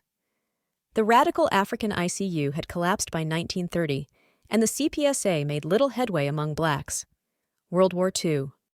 When Britain declared war on Germany on September 3, 1939, the United Party split. Herzog wanted South Africa to remain neutral, but Smuts opted for joining the British war effort. Smuts's faction narrowly won the crucial parliamentary debate, and Herzog and his followers left the party, many rejoining the National Party faction Milan had maintained since 1934. Smuts then became the prime minister, and South Africa declared war on Germany. South Africa made significant contributions to the Allied war effort. Some 135,000 white South Africans fought in the East and North African and Italian campaigns, and 70,000 blacks and coloreds served as laborers and transport drivers. South African platinum, uranium, and steel became valuable resources, and, during the period that the Mediterranean Sea was closed to the Allies, Durban and Cape Town provisioned a vast number of ships en route from Britain to the Suez. The war proved to be an economic stimulant for South Africa, although wartime inflation and lagging wages contributed to social protests and strikes after the end of the war. Driven by reduced imports, the manufacturing and service industries expanded rapidly, and the flow of blacks to the towns became a flood. By the war's end, more blacks than whites lived in the towns. They set up vast squatter camps on the outskirts of the cities and improvised shelters from whatever materials they could find. They also began to flex their political muscles. Blacks boycotted a Witwatersrand bus company that tried to raise fares, they formed trade unions, and in 1946 more than 60,000 black gold miners went on strike for higher wages and improved living conditions. Although the 1946 strike was brutally suppressed by the government, white intellectuals did propose a series of reforms within the segregation framework. The government and private industry made a few concessions, such as easing the industrial color bar, increasing black wages, and relaxing the pass laws, which restricted the right of blacks to live and work in white areas. The government, however, failed to discuss these problems with black representatives. Afrikaners felt threatened by the concessions given to blacks and created a series of ethnic organizations to promote their interests, including an economic association, a federation of Africans' cultural associations, and the Afrikaner Broederbond, a secret society of Afrikaner cultural leaders. During the war, many Afrikaners welcomed the early German victories, and some of them even committed acts of sabotage. The United Party, which had won the general election in 1943 by a large majority, approached the 1948 election complacently. While the party appeared to take an ambiguous position on race relations, Malan's National Party took an unequivocally pro-white stance. The National Party claimed that the government's weakness threatened white supremacy and produced a statement that used the word apartheid to describe a program of tightened segregation and discrimination. With the support of a tiny fringe group, the National Party won the election by a narrow margin. The National Party and apartheid. After its victory, the National Party rapidly consolidated its control over the state and in subsequent years won a series of elections with increased majorities. Parliament removed colored voters from the common voters' rolls in 1956. By 1969, the electorate was exclusively white. Indians never had any parliamentary representation, and the seats for white representatives of blacks and coloreds had been abolished. One plank of the National Party platform was for South Africa to become a republic, preferably outside the Commonwealth. The issue was presented to white voters in 1960 as a way to bring about white unity, especially because of concern with the problems that the Belgian Congo was then experiencing as it became independent. By a simple majority, the voters approved the republic status. The government structure would change only slightly. The Governor-General would be replaced by a state president, who would be chosen by Parliament. At a meeting in London in March 1961, South Africa had hoped to retain its Commonwealth status, but when other members criticized it over its apartheid policies, it withdrew from the organization, and on May 31, 1961, became the Republic of South Africa. The government vigorously furthered its political goals by making it compulsory for white children to attend schools that were conducted in their home language, either Afrikaans or English, except for the few who went to private schools. It advanced Afrikaners to top positions in the civil service, army, and police, and in such state corporations as the South African Broadcasting Corporation. It also awarded official contracts to Afrikaner banks and insurance companies. These methods raised the living standard of Afrikaners closer to that of English-speaking white South Africans. Following a recession in the early 1960s, the economy grew rapidly until the late 1970s. By that time, owing to the efforts of public and private enterprise, South Africa had developed a modern infrastructure by far the most advanced in Africa. It possessed efficient financial institutions, a national network of roads and railways, modernized port facilities in Cape Town and Durban, long-established mining operations producing a wealth of diamonds, gold, and coal, and a range of industries. De Beers Consolidated Mines and the Anglo-American Corporation of South Africa, founded by Ernest Oppenheimer in 1917, dominated the private sector, forming the core of one of the world's most powerful networks of mining, industrial, and financial companies, and employing some 800,000 workers on 6 continents. State corporations, parastatals, controlled industries vital to national security. South African Coal, Oil, and Gas Corporation, Sasol, was established in 1950 to make South Africa self-sufficient in petroleum resources by converting coal to gasoline and diesel fuel. After the United Nations, UN, placed a ban on arms exports to South Africa in 1964, Armaments Corporation of South Africa, Armscor, was created to produce high-quality military equipment. The man who played a major part in transforming apartheid from an election slogan into practice was Hendrik F. Verwoerd. Born in the Netherlands, Verwoerd immigrated with his parents to South Africa when he was a child. He became Minister of Native Affairs in 1950 and was Prime Minister from 1958 until 1966, when Dimitri Tsifendas, a colored man, assassinated him in Parliament. Tsifendas was judged to be insane and was confined to a mental institution after the murder. Verwoerd's successor, B.J. Vorster, had been Minister of Justice, Police and Prisons, and he shared Verwoerd's philosophy of white supremacy. In Verwoerd's vision, South Africa's population contained 4 distinct racial groups: white, black, colored, and Asian, each with an inherent culture. Because whites were the civilized group, they were entitled to control the state. The all-white parliament passed many laws to legalize and institutionalize the apartheid system. The Population Registration Act, 1950, classified every South African by race.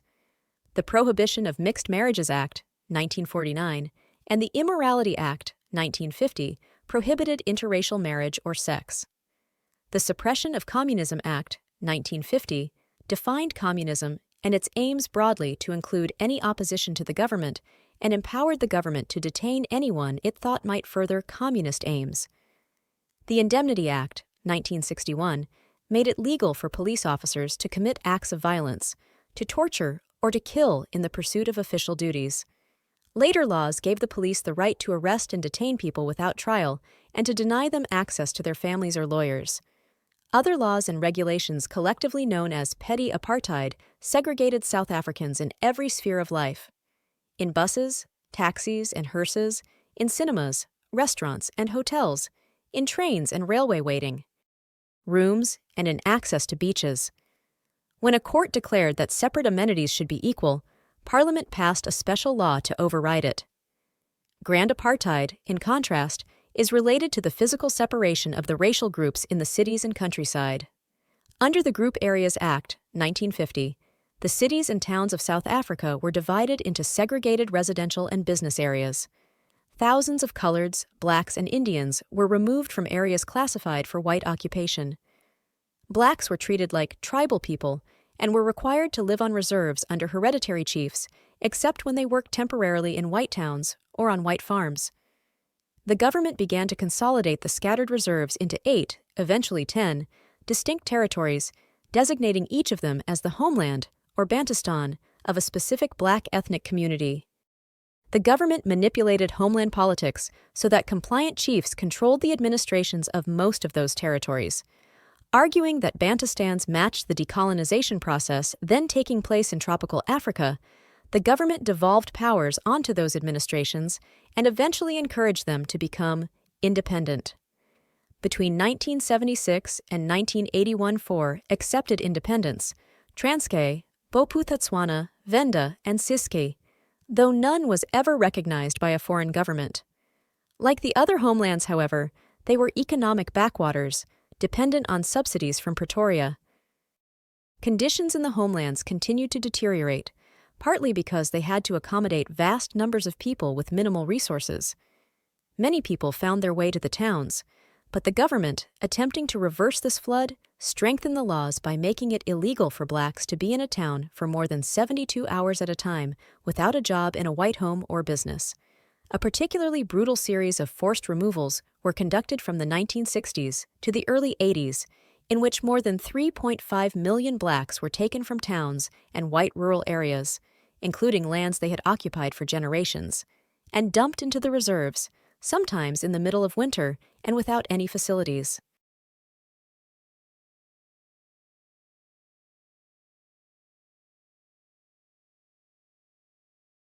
The government also established direct control over the education of blacks. The Bantu Education Act, 1953, took black schools away from the missions, and more state-run schools, especially at the elementary level, were created to meet the expanding economy's increasing demand for semi-skilled black labor. The Extension of University Education Act, 1959, prohibited the established universities from accepting black students, except with special permission. Instead, the government created new ethnic university colleges, one each for Coloreds, Indians, and Zulus, and one for Sotho, Tswana, and Venda students, as well as a medical school for blacks. The South African Native College at Fort Hare, which missionaries had founded primarily, but not exclusively for blacks, became a state college solely for Xhosa students. The government staffed these ethnic colleges with white supporters of the National Party and subjected the students to stringent controls.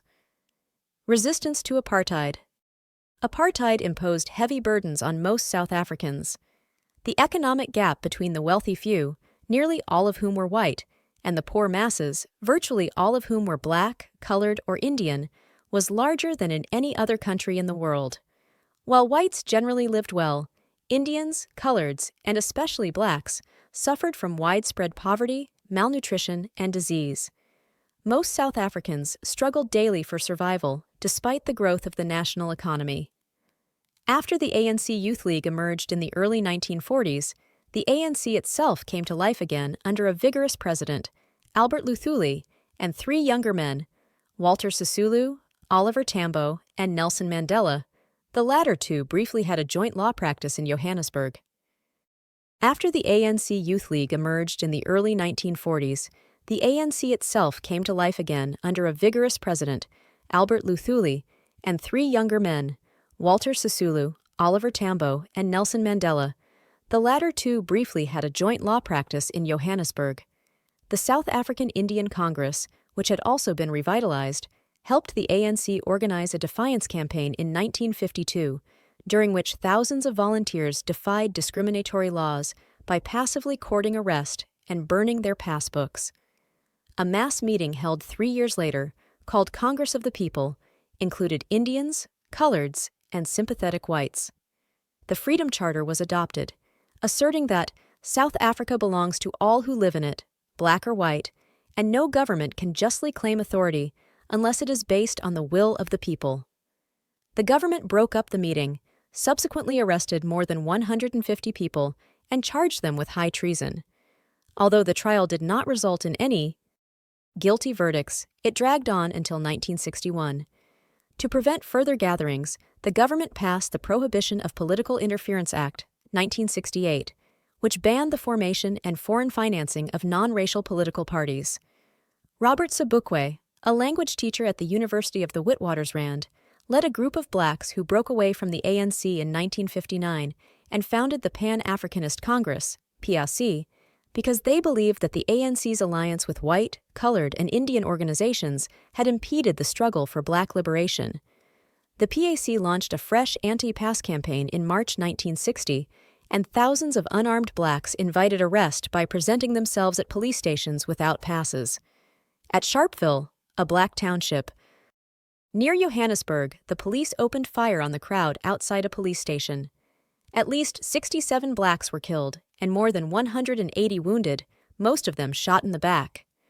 Thousands of workers then went on strike, and in Cape Town, some 30,000 blacks marched in a peaceful protest to the center of the city. Rebellion in rural areas, such as Pondoland, also erupted at this time against the controls of homeland authorities. The government re-established control by force by mobilizing the army, outlawing the ANC and the PAC and arresting more than 11,000 people under emergency regulations. Robben Island Prison, South Africa, which operated as a maximum security prison mainly for political prisoners from 1961 to 1991. After Sharpeville, the ANC and PAC leaders and some of their white sympathizers came to the conclusion that apartheid could never be overcome by peaceful means alone. PK established an armed wing called POCO, and the ANC set up its military wing, Umkhonto we Sizwe, Spear of the Nation, in 1961. Although their military units detonated several bombs in government buildings during the next few years, the ANC and PAC did not pose a serious threat to the state, which had a virtual monopoly on modern weaponry. By 1964, the government had captured many of the leaders, including Mandela and Sobukwe, and they were sentenced to long terms at the prison on Robben Island in Table Bay, off Cape Town. Other perpetrators of acts of sabotage, including John Harris, who was white, were hanged. Hundreds of others fled the country, and Tambo presided over the ANC's executive headquarters in Zambia. The unraveling of apartheid. The government was successful at containing opposition for almost a decade, and foreign investment that had been briefly withdrawn in the early 1960s returned. Such conditions proved to be only temporary, however. A new phase of resistance began in 1973 when black trade unions organized a series of strikes for higher wages and improved working conditions. Stephen Biko and other black students founded the Black People's Convention, BPC, in 1972 and inaugurated what was loosely termed the Black Consciousness Movement, which appealed to blacks to take pride in their own culture and proved immensely attractive. Soweto Uprising. Uprising in Soweto, South Africa, on June 16, 1976. Demonstrators protested state plans to impose the Afrikaans language as a medium of instruction in black schools. On June 16, 1976, thousands of children in Soweto, an African township outside Johannesburg, demonstrated against the government's insistence that they be taught in Afrikaans rather than in English. When the police opened fire with tear gas and then bullets, the incident initiated a nationwide cycle of protest and repression that came to be known as the Soweto Uprising. Using its usual tactics, the government banned many organizations such as the BPC, and within a year the police had killed more than 500, including Biko. These events focused worldwide attention on South Africa. The UN General Assembly had denounced apartheid in 1973. 4 years later, the UN Security Council voted unanimously to impose a mandatory embargo on the export of arms to South Africa. The illusion that apartheid would bring peace to South Africa had shattered by 1978. Most of the homelands proved to be economic and political disasters. Labor was their only significant export, and most of their leadership was corrupt and unpopular. The national economy entered a period of recession, coupled with high inflation, and many skilled whites emigrated. South Africa, increasingly isolated as the last bastion of white racial domination on the continent, became the focus of global denunciation. At that time, the leadership of the National Party passed to a new class of urban Afrikaners, business leaders and intellectuals who, like their English-speaking white counterparts, believed that reforms should be introduced to appease foreign and domestic critics. Peter W. Botha succeeded B.J. Vorster was Prime Minister in August 1978, and his government introduced some reforms, but it also increased state controls.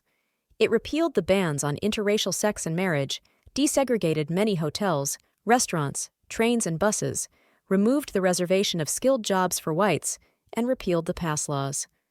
Provided that black trade unions registered, they received access to a new industrial court, and they legally could strike. A new constitution was promulgated that created separate parliamentary bodies for Indians and for coloreds, but it also vested great powers in an executive president, namely Botha. The Botha reforms, however, stopped short of making any real change in the distribution of power.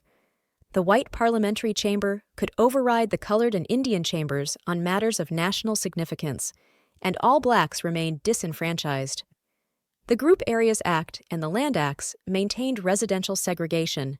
Schools and health and welfare services for blacks, Indians, and coloreds remained segregated and inferior, and most non-whites, especially blacks, were still desperately poor.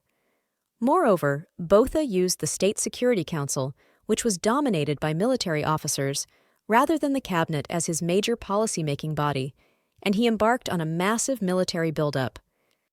Military service for white males, already universal, increased from 9 months to 2 years and included annual reserve duty.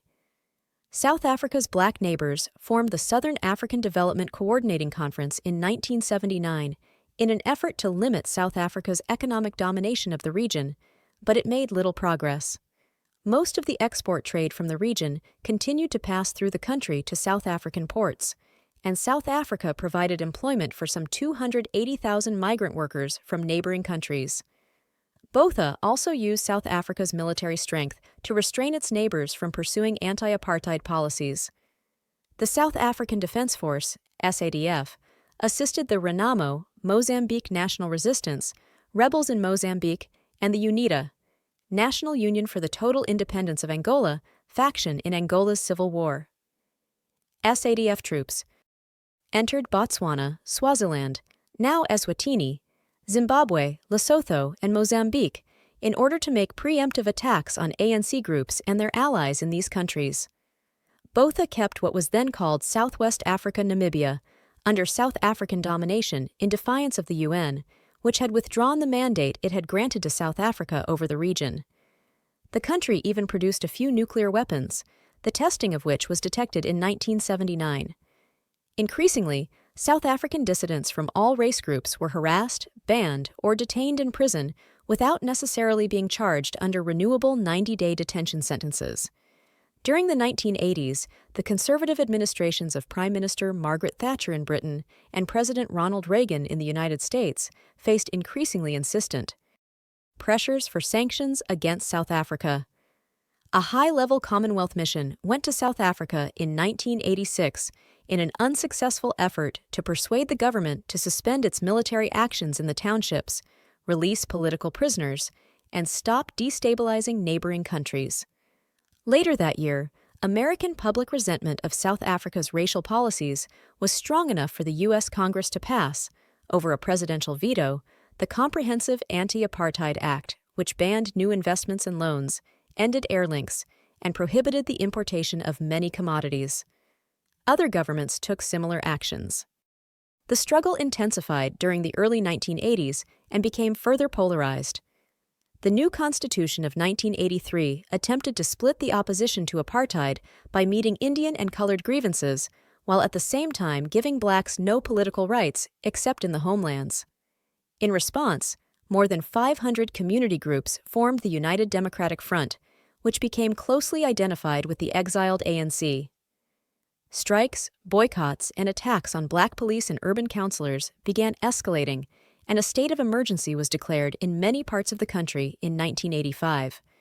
A year later, the government promulgated a nationwide state of emergency and embarked on a campaign to eliminate all opposition.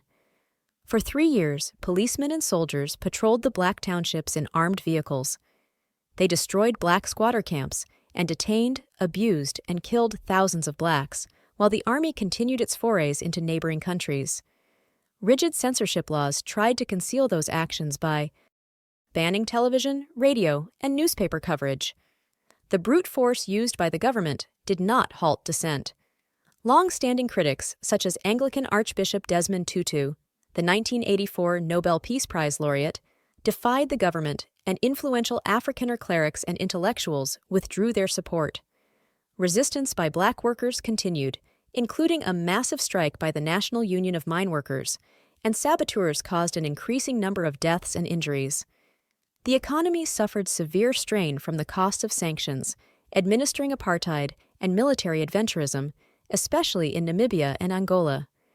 The gross domestic product decreased, annual inflation rose above 14%, and investment capital became scarce. Moreover, in 1988, the army suffered a military setback in Angola, after which the government signed an accord paving the way for the removal of Cuban troops that had been sent to Angola and for the UN-supervised independence of Namibia in 1990. Given these circumstances, many whites came to realize that there was no stopping the incorporation of blacks into the South African political system. Government officials held several discussions with imprisoned ANC leader Mandela as these events unfolded, but Botha balked at the idea of allowing blacks to participate in the political system. National Party dissent against Botha in 1989 forced him to step down as both party leader and president. The National Party Parliamentary Caucus subsequently chose F.W. de Klerk, the party's Transvaal provincial leader, as his successor. More than 20 years younger than Botha, de Klerk exhibited more sensitivity to the dynamics of a world where, as democracy arose in Eastern Europe and the former Soviet Union, the blatant racism that still existed in South Africa could no longer be tolerated. De Klerk announced a program of radical change in a dramatic address to Parliament on February 2, 1990. 9 days later, Mandela was released from prison. During the next year, Parliament repealed the basic apartheid laws, lifted the state of emergency, freed many political prisoners, and allowed exiles to return to South Africa. Post-apartheid South Africa, the Mandela presidency, transition to majority rule. Nelson Mandela visiting a school in Johannesburg, South Africa, 1993.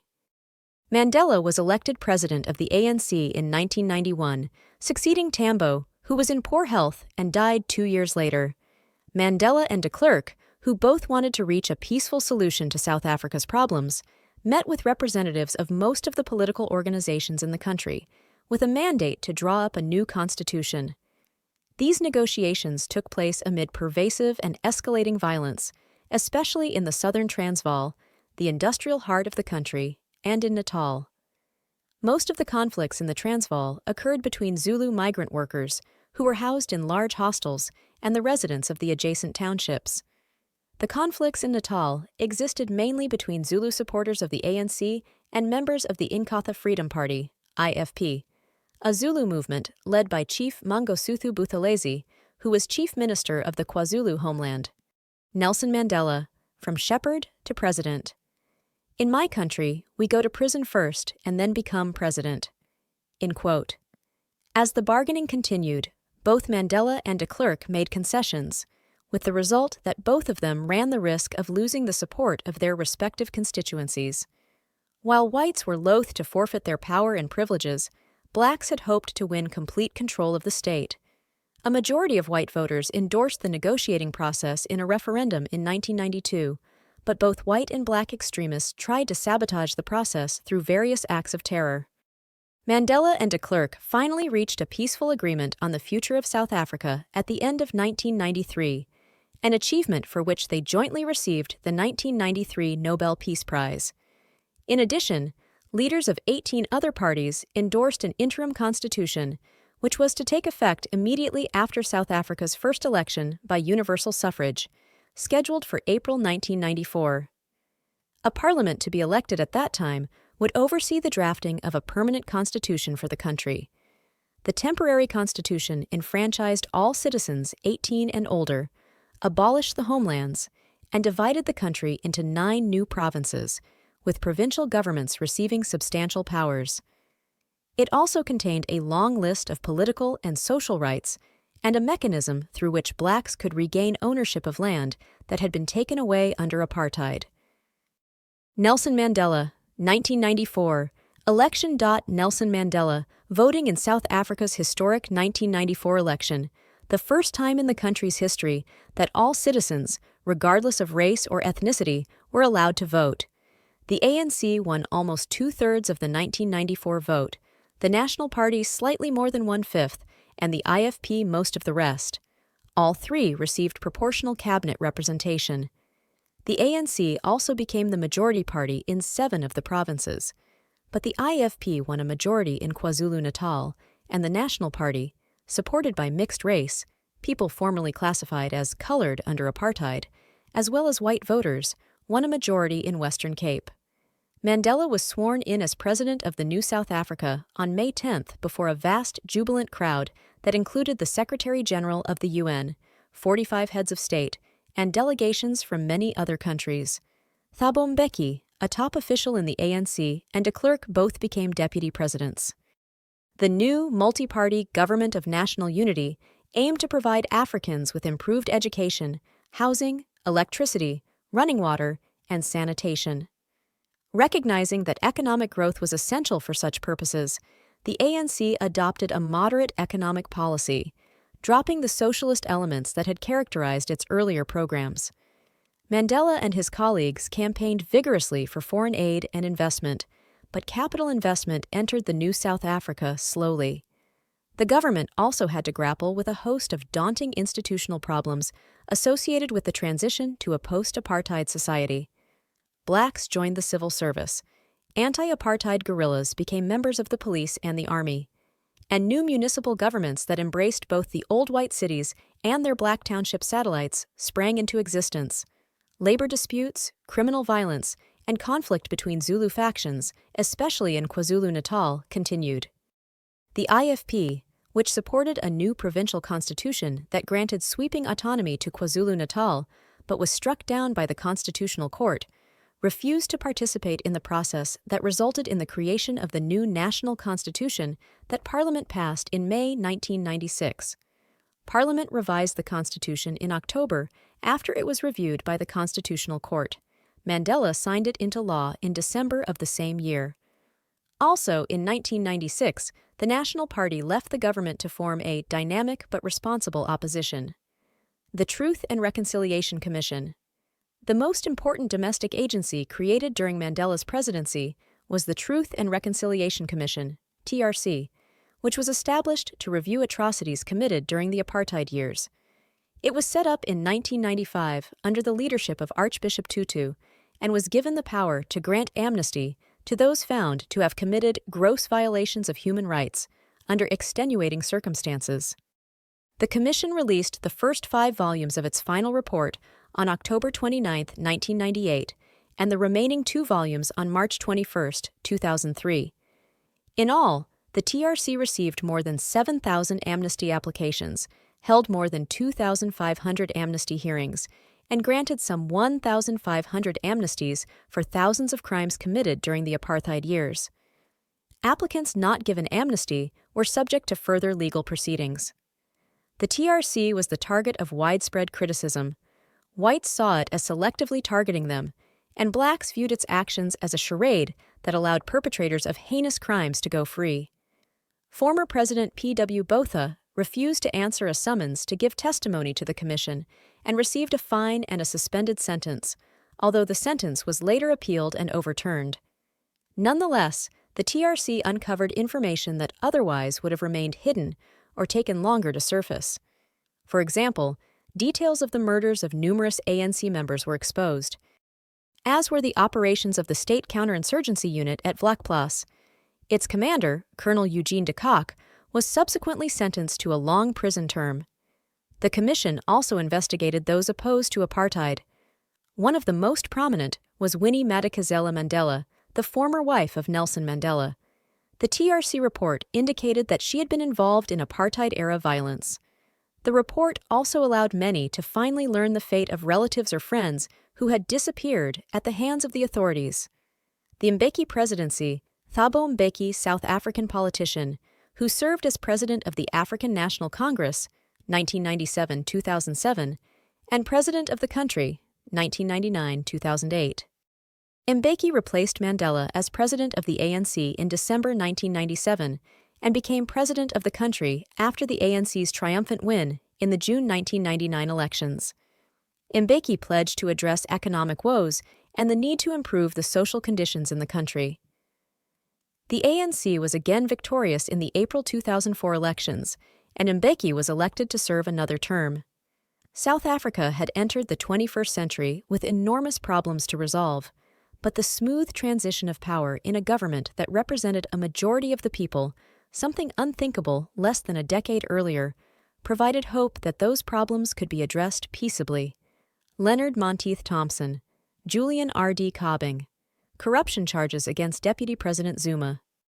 In March 2005, Deputy President Jacob Zuma, who was widely held to be Mbeki's successor as president of the ANC and, eventually, as president of the country, was dismissed by Mbeki amid charges of corruption and fraud. The next year, Zuma stood trial for an unrelated charge of rape. He was acquitted of rape in May 2006, and the corruption charges were dropped later that year. Despite the repeated allegations of wrongdoing, which his supporters claimed were politically motivated, Zuma remained a popular figure within the ANC and was selected over Mbeki to be party president at the ANC conference in December 2007, in what was one of the most contentious leadership battles in the party's history. Later that month, Zuma was recharged with corruption and fraud, and additional charges were brought against him. All charges were eventually dismissed in September 2008 on a legal technicality, but prosecutors from the National Prosecuting Agency, NPA, vowed to appeal the ruling. Mbeki steps down. Ironically, it was perhaps Mbeki, rather than Zuma, who was most politically harmed by the controversy surrounding Zuma's corruption charges. Following an allegation by a high court judge that there had been political interference, allegedly by Mbeki or at his behest, in Zuma's prosecution on corruption-related charges, on September 20, 2008, Mbeki was asked by the ANC to resign from the South African presidency, which he agreed to do once the relevant constitutional requirements had been fulfilled. On September 25, he was succeeded by Kgalema Motlanthe, who was selected by the National Assembly to serve as interim president until elections could be held in 2009. The Zuma presidency. The 2009 national election.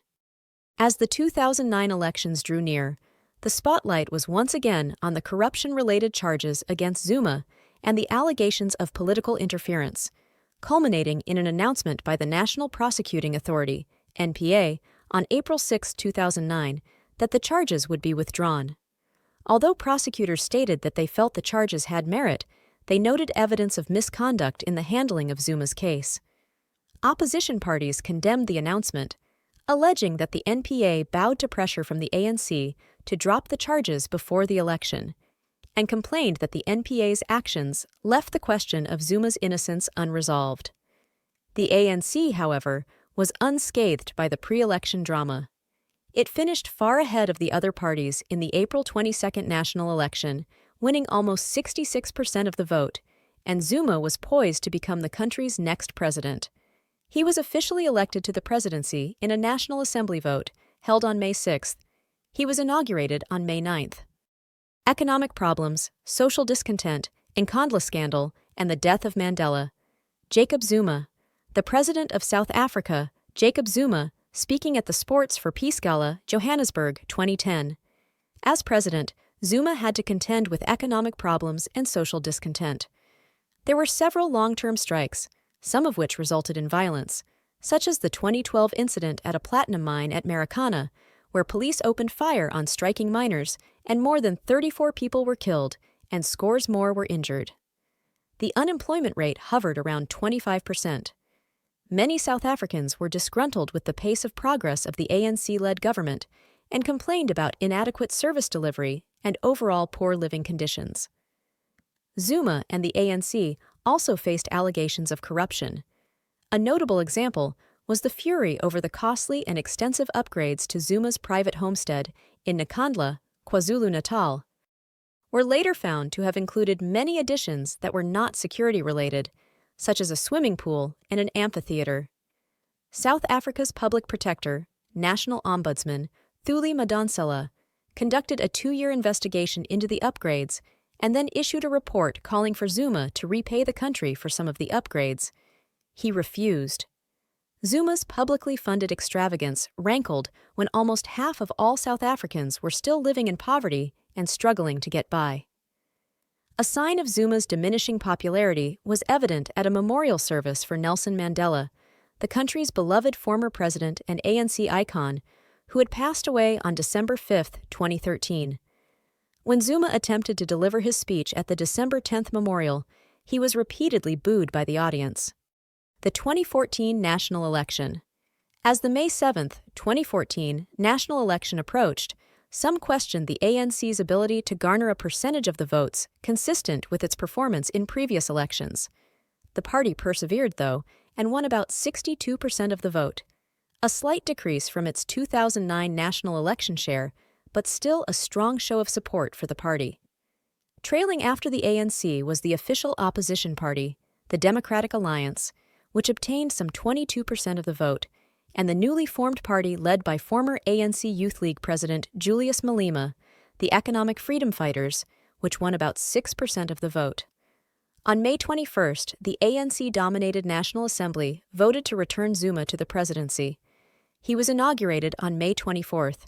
University fees protests. The largest student protest since the apartheid era occurred in October 2015, triggered by the news that university fees were going to increase for the upcoming academic year. Poorer, mostly black students said that they would not be able to afford the increase, which would continue the disparity that dated to the apartheid era, concerning which South Africans were able to gain access to higher education. After a week of protests, during which many universities were shut down, Zuma announced that there would not be a fee increase for 2016. Demonstrations continued at some schools, however, with students demanding free education, as well as making additional demands, which later included a decolonized education. By fall 2016, the demonstrations had picked up steam again, as an increase in university fees for 2017 was anticipated. Controversy: the Gupta family, Nkandla, and corruption charges revisited. Zuma's popularity continued to erode because of scandals. In March 2016, his relationship with the Gupta family, already viewed as controversial, was further questioned when allegations surfaced that the family had promised government portfolios to some people. Also in March, the Nkandla issue rose to the fore again when the Constitutional Court ordered Zuma to repay the state for some of the upgrades made to his home. Furthermore, the court admonished him for his disregard of the public protector's findings, saying it was a failure to uphold, defend, and respect the Constitution. The next month, Zuma faced an impeachment motion by the National Assembly. Although he survived it, many, including some senior-level ANC members, called for him to step down or be recalled. Later in April, corruption-related charges against Zuma that the NPA had dropped in 2009 were in the news again when a high court ruling found that the decision to drop the charges was not rational and should be reviewed and set aside. Both Zuma and the NPA petitioned to be allowed to appeal the decision. The NPA petitioned the Constitutional Court, which denied the request, and Zuma petitioned the Supreme Court, which did allow Zuma's legal team to present arguments as to why they should be allowed to state Zuma's case. After the denial by the Constitutional Court, the NPA filed an appeal with the Supreme Court as well. In October 2017, the Supreme Court ruled that the corruption charges should not have been dismissed and could be reinstated. After a period of review, the NPA announced in March 2018 that it would reinstate 16 charges against Zuma pertaining to corruption, money laundering, racketeering, and fraud. Meanwhile, in August 2016, the ANC experienced its worst performance in an election since the party took power in 1994. In municipal elections held that month, the ANC took less than 60% of the vote and lost control of key urban areas. The election results were widely viewed as being indicative that the electorate was frustrated with the performance of the ANC-led governments at all levels, economic decline, and high rates of unemployment, and the ongoing scandals and allegations of corruption surrounding Zuma. The issue of corruption was again raised a few months later when another investigative report was released by Madonsela's office, this time focusing on the allegations that members of the Gupta family had wielded undue influence on Zuma and other officials. The report, which had been due to be released in mid-October, was initially delayed by a legal challenge from Zuma. He withdrew his challenge on November 2nd, and the report was released later that day. It did not accuse Zuma or anyone else of having committed crimes, but it did mention several instances of possible wrongdoing and requested that the allegations be further investigated by a judicial inquiry team. The report led to a vote of no confidence against Zuma in the National Assembly, but it did not pass. Zuma's resignation. The Nkandla controversy made news again, this time in December 2017, when the Constitutional Court ruled that the National Assembly had failed to fulfill its obligation to hold Zuma accountable for his actions as they pertained to the scandal.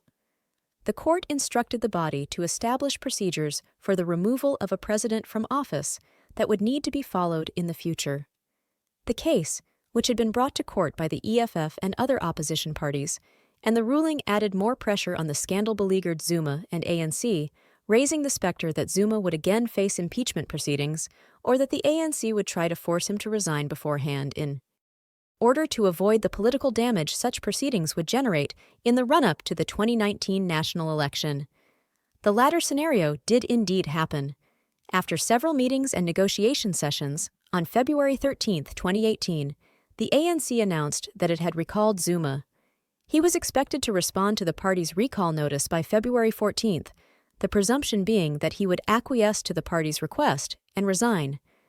Although Zuma initially responded to the recall notice by stating that he was being unfairly treated by the ANC and that he had done nothing wrong, he did resign on February 14, 2018. Cyril Ramaphosa, a successful businessman and popular anti-apartheid figure who had narrowly been elected president of the ANC in December 2017, was also deputy president of the country, and, as such, he automatically became acting president upon Zuma's resignation. Ramaphosa was officially elected president by the National Assembly and sworn in the next day. The Ramaphosa presidency. Accomplishments and challenges. With Ramaphosa's past business success and his commitment to fighting corruption, his ascendancy to the presidency brought much optimism in South Africa and abroad. He quickly ordered probes of alleged corruption at two government-controlled entities, Eskom, the electricity utility, and Transnet, a transportation and logistics company. In February 2019, Ramaphosa announced the creation of a special tribunal to expedite the handling of corruption cases and to recover stolen public funds. It began work in October. Although Ramaphosa and his administration made some positive strides, the scope of the challenges they faced, as well as resistance from others in the ANC aligned with Zuma, limited how much progress could be achieved. He also had to embrace some policy positions that he previously did not hold, such as how to approach the issue of land reform, which was needed to address the persistent racial disparity in land ownership in the country. Whereas Ramaphosa had long held to a more moderate and cautious approach to redistributing land, he now committed to the controversial approach favored by the Zuma faction of the ANC and the EFF of expropriating land, without compensation to the owners, so that it could be redistributed to Black South Africans. The 2019 national election. The next national election was held on May 8, 2019. The ANC garnered the most votes, but, with an electorate unhappy about the long-running culture of corruption and scandal, economic woes, and the racial inequality that continued to persist more than 2 decades after the end of apartheid, the party's win was by the narrowest margin since taking power.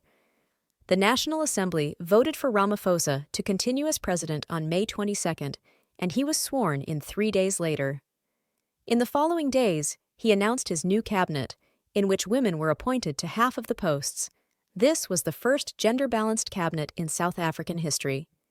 Cyril Ramaphosa. The President of South Africa, Cyril Ramaphosa, speaking in Pretoria, South Africa, July 22, 2022.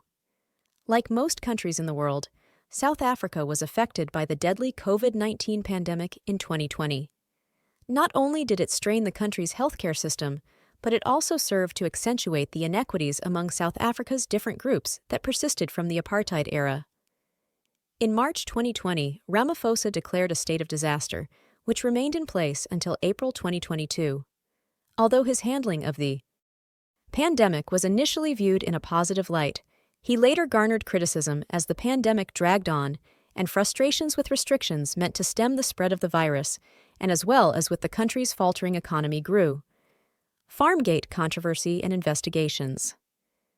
Ramaphosa's reputation as being tough on corruption took a hit in June 2022 when he was accused of criminal conduct. Arthur Fraser, an ally of Zuma and previous head of the country's state security agency, filed a complaint alleging that Ramaphosa had covered up a theft in 2020 of at least $4 million in foreign money that had been kept in a couch at Ramaphosa's Fala Fala game farm. Fraser also alleged that Ramaphosa had been involved with the kidnapping and bribing of suspects in the robbery. The allegations raised several questions, including where such a large amount of foreign currency came from and if it had been properly declared by Ramaphosa. Ramaphosa attempted to refute the claims of misconduct, explaining that a smaller amount of money had been stolen from Falafala in February 2020 at a time when he was not there, and that he reported the theft once he had been made aware of it. He claimed that the stolen money was from the sale of animals from his game farm in late 2019. However, the appearance of misconduct persisted when the details provided by Ramaphosa and his staff surrounding the incident were sometimes vague and on occasion appeared contradictory. Notably, it did not appear that the purchased animals had actually left the farm in the years after the alleged sale. The controversy over the matter, which had become known as Farmgate, led some to call for Ramaphosa's resignation. The National Assembly opened a Section 89 investigation in September 2022 to determine whether impeachment proceedings against the president were warranted. On November 30th, the Section 89 panel report was submitted to the National Assembly. It found that Ramaphosa's actions surrounding the Farmgate scandal might have violated the country's constitution, though he rejected the report's conclusions and continued to declare his innocence. The National Assembly met on December 13th to discuss the report's findings and decide whether impeachment proceedings should be initiated against him. However, the ANC, which had the highest number of members in the body, had instructed its members to reject the call for an impeachment inquiry, so it was not unexpected when the majority of the National Assembly voted against it. Various government agencies, including the Office of the Public Protector, National Ombudsman, and the South African Reserve Bank, SARB, also opened investigations into the matter. The preliminary findings of the Public Protector's investigation, leaked in March 2023, indicated that no evidence of wrongdoing by Ramaphosa had been found. This was confirmed by the official investigation report released in June. SRB's investigation focused on whether he had violated Exchange Control Regulation 6(1), which stipulated, "Every person resident in the Republic who becomes entitled to sell or to procure the sale of any foreign currency shall within 30 days after becoming so entitled make or cause to be made a declaration in writing of such foreign currency to the Treasury or to an authorized dealer." SRB's report, dated August 2023, included a statement from the identified buyer of the animals, who referred to the money as a security deposit and said the delivery of the animals had been delayed for reasons that included the COVID-19 pandemic. SRB found that Ramaphosa had not violated Exchange Control Regulation 6(1) because the money was stolen before the sale was finalized. The investigation and report were heavily criticized by many, including members of the Democratic Alliance, DA, and other political parties. The 2024 national election. Preparations for the 2024 national election, scheduled for May 29th, differed from previous elections. This was largely due to the Electoral Amendment Act of 2023, which among its reforms included a provision for independent candidates to contest seats in the National Assembly and in provincial legislatures. Previously, one had to be affiliated with a political party in order to do so. The allowance for independent candidates meant that instead of voters having to cast one ballot to fill the seats of the National Assembly, they would now cast two. Half of the legislative body's seats would be filled from a national ballot, which would be identical across the country and list political parties that had qualified to contest the election, and the other half would be filled from a regional ballot, the contents of which would be dependent upon the province in which a voter resided and would include independent candidates as well as political parties. A third ballot would be used for provincial legislature elections, which were also being held that day. Another significant difference with the upcoming election is that it was the first since the ANC took power in 1994 that the party was in danger of not winning an outright majority in the National Assembly. The party had seen its support erode over the years because of reasons such as the parade of corruption scandals, a lack of economic progress, and persisting inequalities among the country's peoples. After 30 years, many South Africans were frustrated with the status quo under the ANC-led government. The country's high unemployment rate, in the first quarter of 2024, it stood at 32.9% and was even higher for younger South Africans, ages 15-34, at 45.5%, as well as service delivery problems, such as Eskom's ongoing struggles to consistently deliver electricity, influenced voters' opinions. The ANC's diminishing support meant that a governing coalition might need to be formed for the first time in the post-apartheid era. Though such a coalition would likely consist of the ANC and another party, or parties, DA leader John Steenhuisen formed the Multi-Party Charter, MPC, an alliance of opposition parties that hoped to unseat the ANC. Further complicating the ANC's efforts to retain a majority was the emergence of a new party, Umkhonto weSizwe Party, MK Party. Former President Zuma, although not leaving the ANC, associated himself with the MK Party, saying he could not campaign for the ANC under Ramaphosa in the upcoming elections. Zuma was later named president of the new party.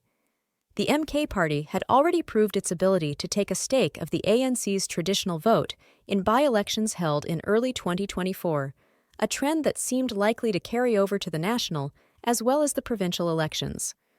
Although Zuma had been at the top of the MK Party's National Assembly candidate list, a challenge to his eligibility to serve in the legislative body, stemming from his 2021 prison sentence, saw him knocked off the list when the Constitutional Court deemed him ineligible just 9 days before the election. The national and provincial elections took place on May 29, 2024. As predicted, the ANC's diminished support led to the party's worst-ever performance in a national election. The party won only about 40% of the vote. It was followed by the DA, with almost 22%, and the MK Party, with about 14%. As the ANC was not able to win a majority of National Assembly seats, the country awaited the outcome of discussions to form a governing coalition. Though a partnership between the ANC and DA made sense from the standpoint of having the greatest numbers in the National Assembly, some ANC members were strongly resistant to the idea of working with the DA, which they viewed as serving the interests of the wealthy and the minority white population. Such a partnership also risked upsetting the ANC's traditional allies, the South African Communist Party, SACP, and the Trade Union Federation COSATU for similar reasons. On June 6, Ramaphosa announced that the ANC would work toward the formation of a Government of National Unity, GNU, rather than a governing coalition with just one or more partners, and invited the other political parties to enter into talks with the ANC to join. Pursuing a GNU that might include the DA, as well as other parties, would presumably be more palatable to ANC members and allies than a governing coalition comprising only the ANC and DA. Negotiations continued over several days, with clear lines being drawn between the DA and the EFF, both of which refused to work with the other, among others, in part because of their diametrically opposed objectives.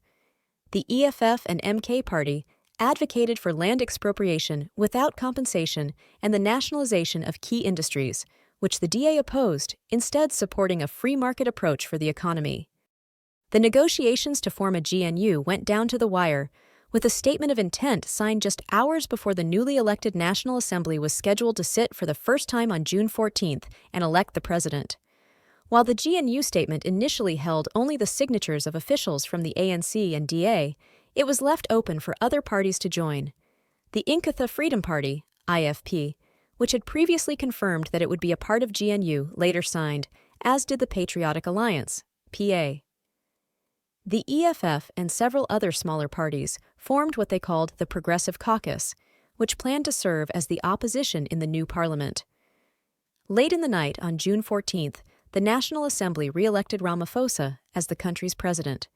He handily defeated the EFF's Malema, who was the only other nominee.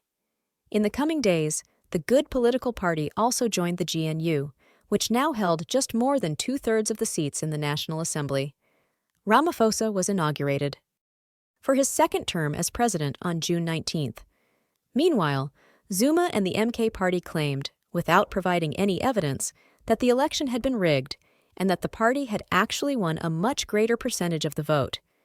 The party had tried to get the Constitutional Court to block the first seating of the new parliament on June 14th, as well as to overturn the election results, but the party's application was dismissed as being without merit. The MK Party boycotted the June 14th Parliament session, so its 58 newly elected members of the National Assembly were not sworn in with the rest of the body's members that day.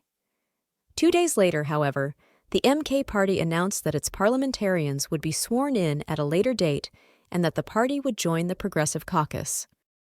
Apartheid, policy that governed relations between South Africa's white minority and non-white majority for much of the latter half of the 20th century, sanctioning racial segregation and political and economic discrimination against non-whites. Although the legislation that formed the foundation of apartheid had been repealed by the early 1990s, the social and economic repercussions of the discriminatory policy persisted into the 21st century. Apartheid legislation. Apartheid-era sign, part of an exhibition in the Apartheid Museum, Johannesburg, South Africa. Racial segregation, sanctioned by law, was widely practiced in South Africa before 1948. But when the National Party, led by Daniel F. Malan, gained office that year, it extended the policy and gave it the name apartheid. The implementation of apartheid, often called separate development since the 1960s, was made possible through the Population Registration Act of 1950, which classified all South Africans as either Bantu, all black Africans, colored, those of mixed race, or white. A fourth category, Asian, Indian, and Pakistani, was later added. One of the other most significant acts in terms of forming the basis of the apartheid system was the Group Areas Act of 1950. It established residential and business sections in urban areas for each race, and members of other races were barred from living, operating businesses, or owning land in them, which led to thousands of coloreds, blacks, and Indians being removed from areas classified for white occupation. In practice, this act and two others in 1954 and 1955, which became known collectively as the Land Acts, completed a process that had begun with similar Land Acts adopted in 1913 and 1936. The end result was to set aside more than 80% of South Africa's land for the white minority. To help enforce the segregation of the races and prevent blacks from encroaching on white areas, the government strengthened the existing pass laws, which required non-whites to carry documents authorizing their presence in restricted areas. Bantustans. A map of the territories known as Bantustans, also known as Black Homelands or Black States, established in South Africa during the apartheid era. Other acts also led to physical separation of the races. Under the Bantu Authorities Act of 1951, the government re-established tribal organizations for black Africans, and the Promotion of Bantu Self-Government Act of 1959 created 8, later expanded to 10 African homelands, or Bantustans. The Bantu Homeland Citizenship Act of 1970 made every black South African, irrespective of actual residence, a citizen of one of the Bantustans, which were organized on the basis of ethnic and linguistic groupings defined by white ethnographers. Blacks were stripped of their South African citizenship and thereby excluded from the South African body politic. The South African government manipulated homeland politics so that compliant chiefs controlled the administrations of most of those territories. 4 of the Bantustans, Transkei, Bophuthatswana, Venda, and Ciskei, were later granted independence as republics, though none was ever recognized by a foreign government, and the remaining Bantustans had varying degrees of self-government. Regardless of their independence or self-governing status, all the Bantustans remained dependent, both politically and economically, on South Africa. The dependence of the South African economy on non-white labor, though, made it difficult for the government to carry out this policy of separate development. Separate educational standards were established for non-whites. The Bantu Education Act, 1953, provided for the creation of state-run schools, which black children were required to attend, with the goal of training the children for the manual labor and menial jobs that the government deemed suitable for those of their race. The Extension of University Education Act, 1959, largely prohibited established universities from accepting non-white students. The government created new ethnic university colleges, one each for coloreds, Indians, and Zulus, and one each for Sotho, Tswana, and Venda students, as well as a medical school for blacks. How did apartheid change South Africa? 3 decades after apartheid, South Africa is still considered the most unequal country in the world. Other laws were also passed to legalize and institutionalize the apartheid system. The Prohibition of Mixed Marriages Act, 1949, and the Immorality Amendment Act, 1950, prohibited interracial marriage or sex. The Suppression of Communism Act, 1950, defined communism and its aims broadly to include any opposition to the government, and empowered the government to detain anyone it thought might further communist aims. The Indemnity Act, 1961, made it legal for police officers to commit acts of violence, to torture, or to kill in the pursuit of official duties. The policies dictating the physical and political separation of racial groups were referred to as Grand Apartheid, while the laws and regulations that segregated South Africans in daily activities were known as Petty Apartheid. For example, those that dictated which transportation, recreation, or dining options one could utilize based on race. Uncovering apartheid history in Cape Town's District 6 black activists, including Nelson Mandela, were imprisoned in Cape Town, South Africa, and nearby Robben Island. Aftermath of the deadly Sharpeville demonstration, the wounded being tended to after police opened fire on an anti-apartheid demonstration in Sharpeville, South Africa, 1960. Although the government had the power to suppress virtually all criticism of its policies, there was always some opposition to apartheid within South Africa. Black African groups, with the support of some whites, held demonstrations and strikes, and there were many instances of violent protest and of sabotage. One of the first, and most violent, demonstrations against apartheid took place in Sharpeville on March 21, 1960. The police response to the protesters' actions was to open fire, killing about 69 black Africans and wounding many more. An attempt to enforce Afrikaans language requirements for black African students led to the Soweto Uprising in 1976. Thousands of people were injured and hundreds died, including Hector Peterson, whose death, captured in an iconic photo, provoked international outrage. Some white politicians called for the relaxation of the minor, petty apartheid restrictions, or for the establishment of racial equality. How Albert Luthuli shaped South Africa's apartheid resistance.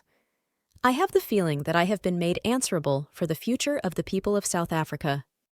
Apartheid also received international censure. South Africa was forced to withdraw from the Commonwealth in 1961 when it became apparent that other member countries would not accept its racial policies. The United Nations General Assembly denounced apartheid in 1973. 4 years later, the UN Security Council voted unanimously to impose a mandatory embargo on the export of arms to South Africa. In 1985, both the United Kingdom and the United States imposed selective economic sanctions on South Africa. In response to these and other pressures, the South African government abolished the pass laws in 1986, although blacks were still prohibited from living in designated white areas, and the police were granted broad emergency powers. The end of legislated apartheid. Apartheid Museum, Johannesburg, South Africa. Nelson Mandela. Several months after his release from prison, Nelson Mandela addressed the Special Committee Against Apartheid, convened in his honor at the UN General Assembly on June 22, 1990, in New York City. He later became president of the African National Congress and then president of South Africa. In a more fundamental shift of policy, however, the government of South African Pres. W. de Klerk in 1990-91 repealed most of the social legislation that provided the legal basis for apartheid, including the Population Registration Act. Systematic racial segregation remained deeply entrenched in South African society, though, and continued on a de facto basis. A new constitution that enfranchised blacks and other racial groups was adopted in 1993 and took effect in 1994. All-race national elections, also in 1994, produced a coalition government with a black majority led by anti-apartheid activist Nelson Mandela, the country's first black president. These developments marked the end of legislated apartheid, but not the end of its entrenched social and economic effects. South Africa's journey is a testament to the power of human spirit. Let's honor the past and embrace the future. Together, we can build a brighter tomorrow. As we reflect on South Africa's past, let's remember the sacrifices made and the lessons learned. The future of this beautiful nation lies in our hands. From the ancient Khoikhoi to the Rainbow Nation, South Africa's story is one of resilience, struggle, and triumph. As we've journeyed through the past, we've witnessed the power of hope, the strength of unity, and the enduring spirit of humanity. Let us know in the comments what you think the future holds for South Africa. And don't forget to like, share, and subscribe for more captivating historical content. Thanks for watching and stay tuned in for more updates.